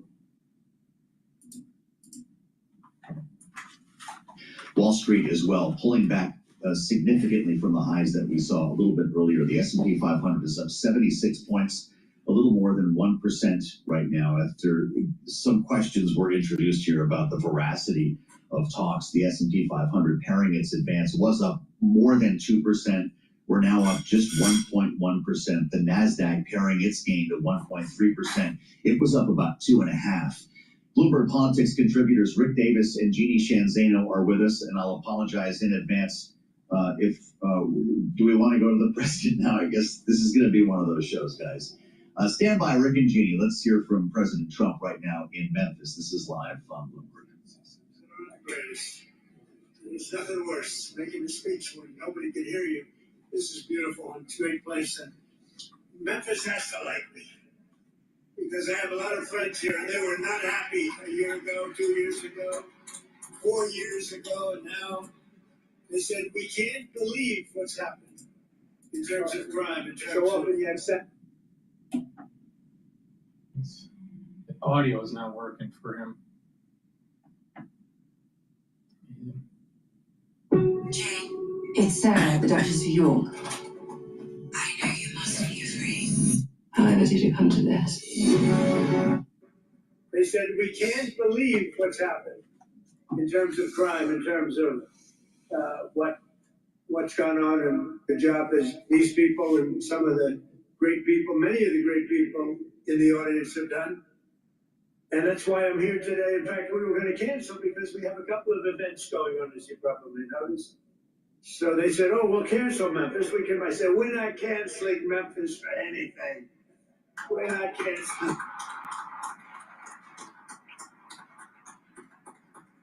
We're not going to cancel Memphis, but we do have some big things happening, and very positive, I have to say. So before getting to our important discussion this morning, let me provide a brief update on Operation Epic Fury, which is a very good name, as it turns out. That was a name. They showed me 20 names, sir. What name would you like? I didn't like any of them. And then I get toward the end, I said, you got to be kidding. What? Operation Epic Fury. I love that name. And it's very appropriate for what's taken place, if you know, in Iran, because we knocked out their Navy, we knocked out their Air Force, we knocked out their anti-aircraft, we knocked out everything. And we did it with fury, actually. As I announced earlier, based on preliminary conversations between the United States and Iran over the past 2 days, I've directed the Department of War to temporarily postpone planned strikes against major energy and electricity targets in Iran. They have very, very big, new, actually, and very expensive, billions of dollars it costs to build them one missile, one of our powerful ones, and it comes down to the ground like it was made out of dust. But to determine whether a broader agreement can be reached, we've had very good discussions, very, very good discussions. And you have to understand, I know my whole life has been a negotiation, but with Iran, we've been negotiating for a long time. And this time, they mean business. And it's only because of the great job that our military did is the reason they mean business. They want to settle, and we're going to get it done, I hope. So, hopefully this will be possible, but no matter what, we'll ensure that Iran never obtains a nuclear weapon. They can't have a nuclear weapon. They would have had one if we allowed the Obama deal to stand. That was the Iran nuclear deal, they called it. They would have had one. Marshall III. I tell you what, Arthur, we would have nuclear weapons up there when, would you say, 2 years ago, 3 years ago, or 4 years ago? We would have been in a position that nobody wants to be in. We won't allow ourselves to be in that position. Over the past 3 weeks, the United States military and our partners have been decimating Iran's military capabilities with overwhelming firepower, skill, lethality and force, and we're destroying their ballistic missiles and drones programs with launchers down by more than 90%. We're hitting their launches at a level that nobody even thought of before. 90%. They can't launch them, and they don't have very many of them, because most of them have been annihilated. But we've annihilated their defense industrial base, eliminating their navy. We had 158 ships are down. I said to my people, why didn't you capture this ship? I said, were they good or not? They said, they were great, sir. So why didn't you capture? We could have used them. They said, it's more fun to put them at the bottom of the sea. But they're not there anymore. So we eliminated their navy, Pete, right? And that's gone. We eliminated their air force. We eliminated all of their air defense, everything. We eliminated everything there is to eliminate, and we eliminated them. We eliminated their leaders. We had the first set of leaders. They're gone. Then they met, 88 people met. And it's sad. I mean, it's sad they couldn't have made a deal. We could have made a deal with them a long time ago. Then the second set, 88 people met to pick a new leader. And they're now extinguished. And then they're meeting again, but now nobody wants to be the leader. It's one of the few political jobs that nobody wants anywhere in the world. Nobody wants it. It's a very dangerous job. My job is dangerous too, but their job is worse. In other words, we're systematically dismantling the regime's ability to threaten America. They're not threatening us anymore. As Commander-in-Chief, it's my sacred responsibility to protect our country from all threats. For decades, Iran refused every opportunity to renounce its nuclear ambitions, and in recent months, its own negotiators bragged to our representatives about having enough material to make nuclear weapons. And that was supposed to deter me, but it didn't deter. It made me more anxious, and it just made it much more important. This mission that we're all on together is much more important, and we did it quicker. Iran's missile capabilities were also growing so fast that it would soon have become virtually impossible to stop them. Once they have a missile, once they have what they were building was incredible. And you got a little glimpse of it by the fact that when they came out, they started shooting all of their neighbors. Their neighbors weren't fighting with them. They were getting along okay with their neighbors. And I was surprised. Everybody was surprised. And it actually worked in reverse because their neighbors then turned against them. Now Iran has one more opportunity to end its threats to America and her allies, and we hope they take it. Either way, America and the entire world will soon be much safer and will be a much more secure planet. In addition to all of this, we're working on so many different things. You know, our economy was fantastic. We had a Dow at 50,000. They say it couldn't happen in 4 years. It wouldn't happen during my term. But if I got anywhere close, it would be a great success. Well, in my first year, we hit 50,000. And with the S&P, they said, even more difficult. They said it would be impossible to hit 7,000 on the S&P. And we hit that in our first term. And then, unfortunately, I called Pete, I called General Kane, I called a lot of our great people. We have great people. And I said, let's talk. We got a problem in the Middle East. We have a country known as Iran that for 47 years has been just a purveyor of terror. And they're very close to having a nuclear weapon. We can keep going and get that 50,000 up to 55 and 60 is no end. Or we can take a stop and make a little journey into the Middle East and eliminate a big problem. And Pete, I think you were the first one to speak up. And you said, let's do it, because you can't let them have a nuclear weapon. So we are now having really good discussions. They started last night, a little bit the night before that. And I think they're very good. They want peace. They've agreed they will not have a nuclear weapon, et cetera, et cetera. But we'll see. You have to get it done. But I would say there's a very good chance. And it began when I said that we were planning tomorrow on shooting down some of their power plants, and we're going to hold that up. Hopefully we won't have to do it. And hopefully we can make a deal that's good for all of us, including the Middle Eastern allies that have been very good to us, including Israel, that's been a great partner in this fight. They've really been a good partner in the fight. They fought hard. But we'll see what happens. I think there's a very good chance we're going to end up in a deal.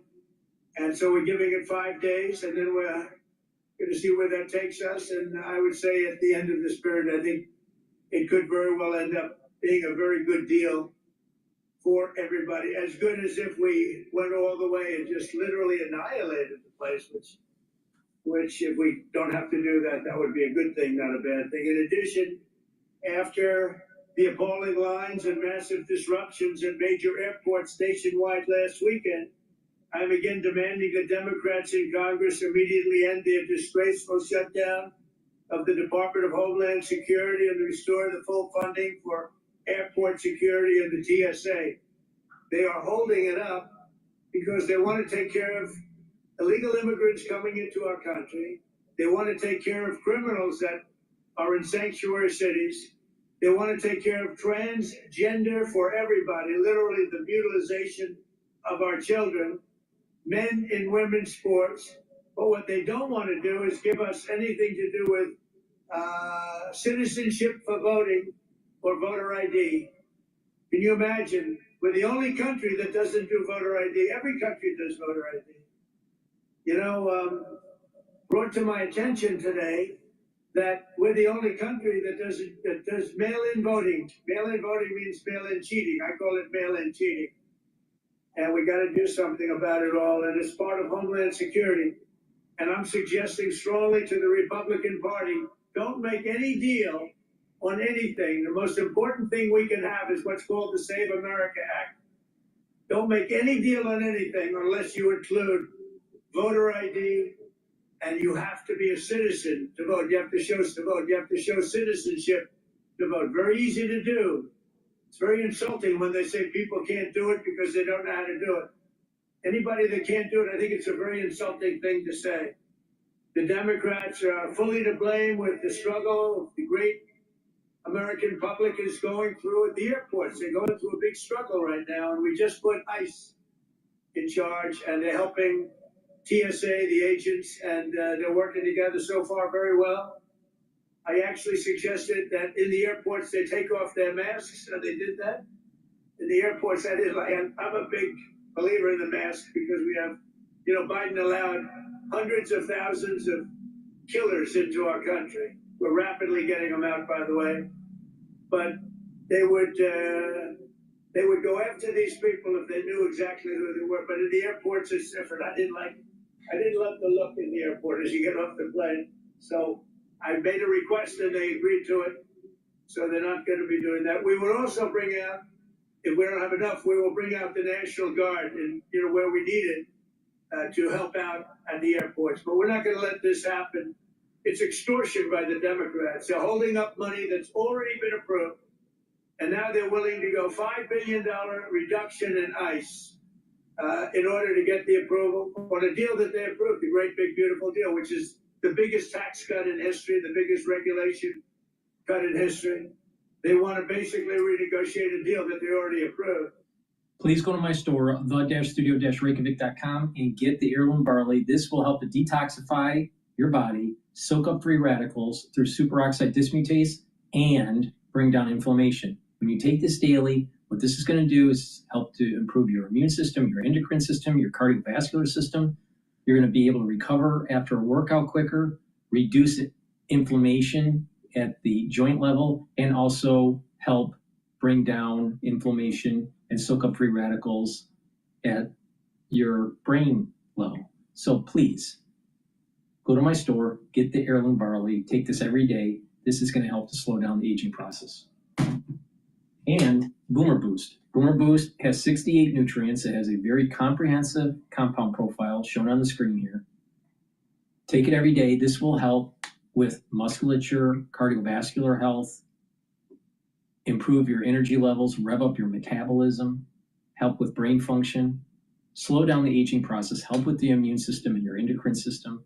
This is really powerful stuff. Take it every day. You can stack it with the heirloom barley together for max benefit. especially to help to control the A1C levels. But you should also apply a holistic approach, and that is proper diet and exercise, drink filtered water, do some cardio training and resistance training, stretching and balancing exercises, learning new things, trying to have some mindfulness or spirituality, proper sleep. All these work together to help to slow down the aging process. So please go to my store, get the Born Boost, and get the heirloom barley. Make sure you use discount 5 and you get $5 off any order. I didn't mean what they've done to me and everybody else. It's a disgrace. They're the weaponizers, and what they've done to people, we never let that happen again. We can never let them get away with it again. They are the greatest weaponizers. Fortunately, it didn't work because here I am with you. So it didn't work out too well. It didn't work out too well. But they want to have people come into our country. So many of these people are murderers. They're drug dealers. They're the worst criminals anywhere in the world. They want them in our country. They don't want them to come out. They make it almost impossible, but we get them out anyway. They should have never been allowed to enter our sacred ground. These people should have never, they came from all over the world. They came from all over. They came from the Congo in Africa. They came from all over South America, Asia, everywhere. And they were from jails and mental institutions.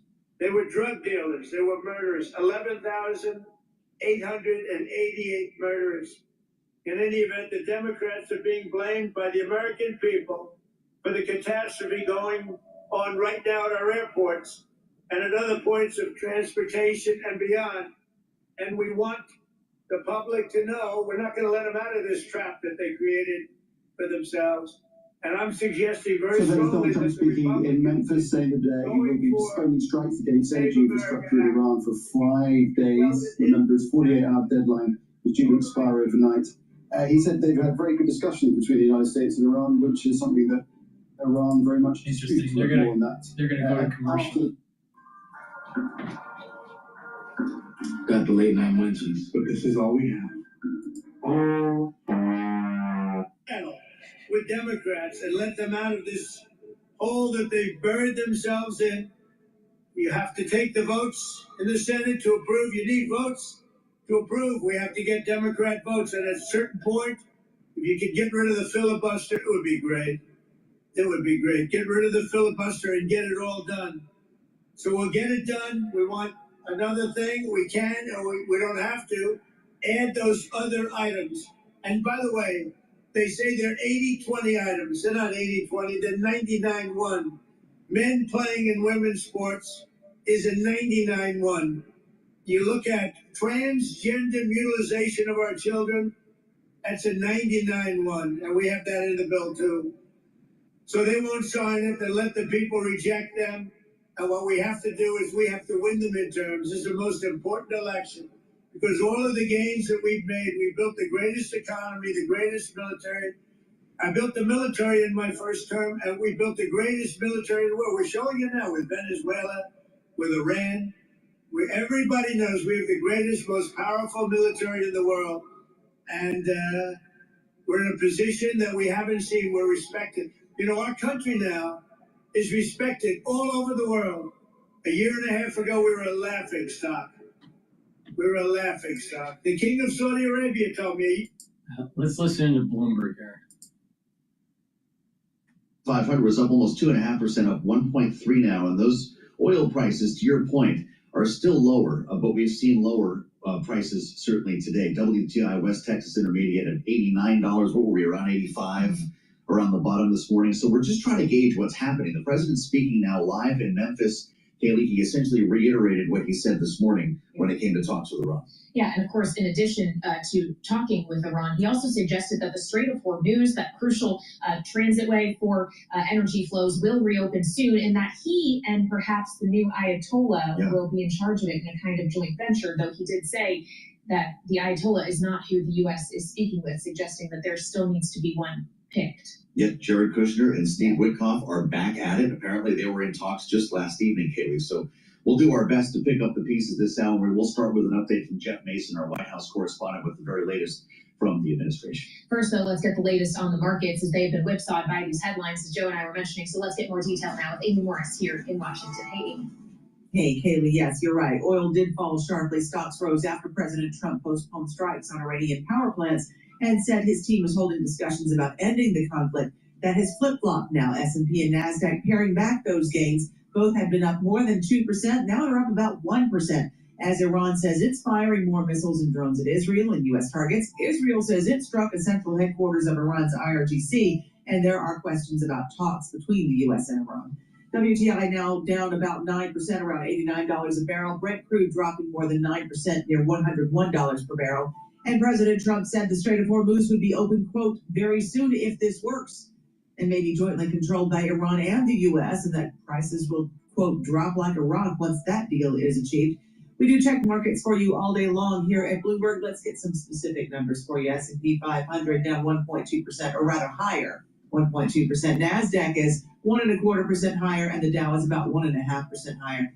10-year Treasury yield at 4.35%. The 2-year yield at 3.85%. Bitcoin now about 3.5% higher, around $70,000. Let's look at the Fed now. Chicago Fed President Austin Goolsbee says he could envision the U.S. Central Bank needing to raise interest rates or returning to rate cuts. It just depends on how the war with Iran plays out. Fed Governor Stephen Myron says the central bank shouldn't be setting any policy based on short-term considerations related to the war in Iran. For on-demand, the Federal Reserve is not going to raise rates in the middle of a oil crisis. Please go to my store, the-studio-reykjavik.com. Get the C60.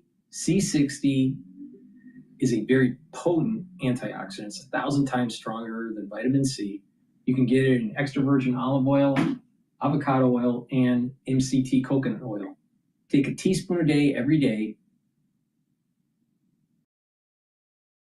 preferably on an empty stomach. And what this will do is soak up free radicals in your interstitium, in your inside your cells, outside of the cells, in your vascular system, within your brain. Also, what this will do is help to boost up your immune system and your endocrine system. And by soaking up free radicals at the vascular level, you're reducing plaque formation because it's reducing the concentration of oxidized LDL. And oxidized LDL is really important to build up plaque. Well, if you reduce the concentration of oxidized LDL, you don't have as much plaque to form. Now, C60, when you're soaking up the free radicals within the cell, you're improving the health of the mitochondria, so your energy levels will improve. Now, at the brain level, your neurons will have less stress. It'll soak up those free radicals. The mitochondria will improve. You'll have more neurotransmitters. You'll have more energy for those neurotransmitters to be produced. So take C60 every day to slow down the aging process. C60 also helps the basal layer for your skin so you'll look younger. This stacks really well with Boomer Boost, resveratrol. So please go to my store, the-studio-reykjavik.com. Make sure you take a teaspoon of C60 every day. You can get it in a 2-ounce, a 4-ounce, or an 8-ounce configuration. It is cheaper to buy the higher ounce configuration. Cheaper per ounce, what I mean. And C60, when you stack it with some of the supplements I've been mentioning, you're going to have added benefits of slowing down the aging process, especially with the resveratrol, the lignans, the turmeric, the ashwagandha, Max 35, Boomer Boost, Clarity Factor. These are all really powerful stacks to help us slow down the aging process. But again, it's taking the proper supplementation, but also approaching it holistically, eating properly, drinking filtered water, detoxifying your body regularly, getting proper sleep, learning new things, making sure that you do resistance training and cardiovascular training. Stretching and balancing exercises are really important. Mindfulness or spirituality will help to calm the central nervous system. You want to go into parasympathetic mode instead of sympathetic mode. If you're in sympathetic mode all the time, you produce more cortisol, and that's immunosuppressive, and it causes more stress in the body. You want to go into parasympathetic and be calm. Your heart rate will be lower. You will have less cortisol produced. So if you apply this in a holistic way with the proper supplementation, you're going to radically slow down the aging process. Please go to my store, the-studio-reykjavik.com. Use discount 5, all caps, discount 5. You'll save $5 on any order. Please go to my store, the-studio-reykjavik.com. The link is in the description of this video and all my videos. Thank you for listening. Please share the links. Please subscribe to all my channels. All the information is in the description of this video. Thank you for listening and have a nice day.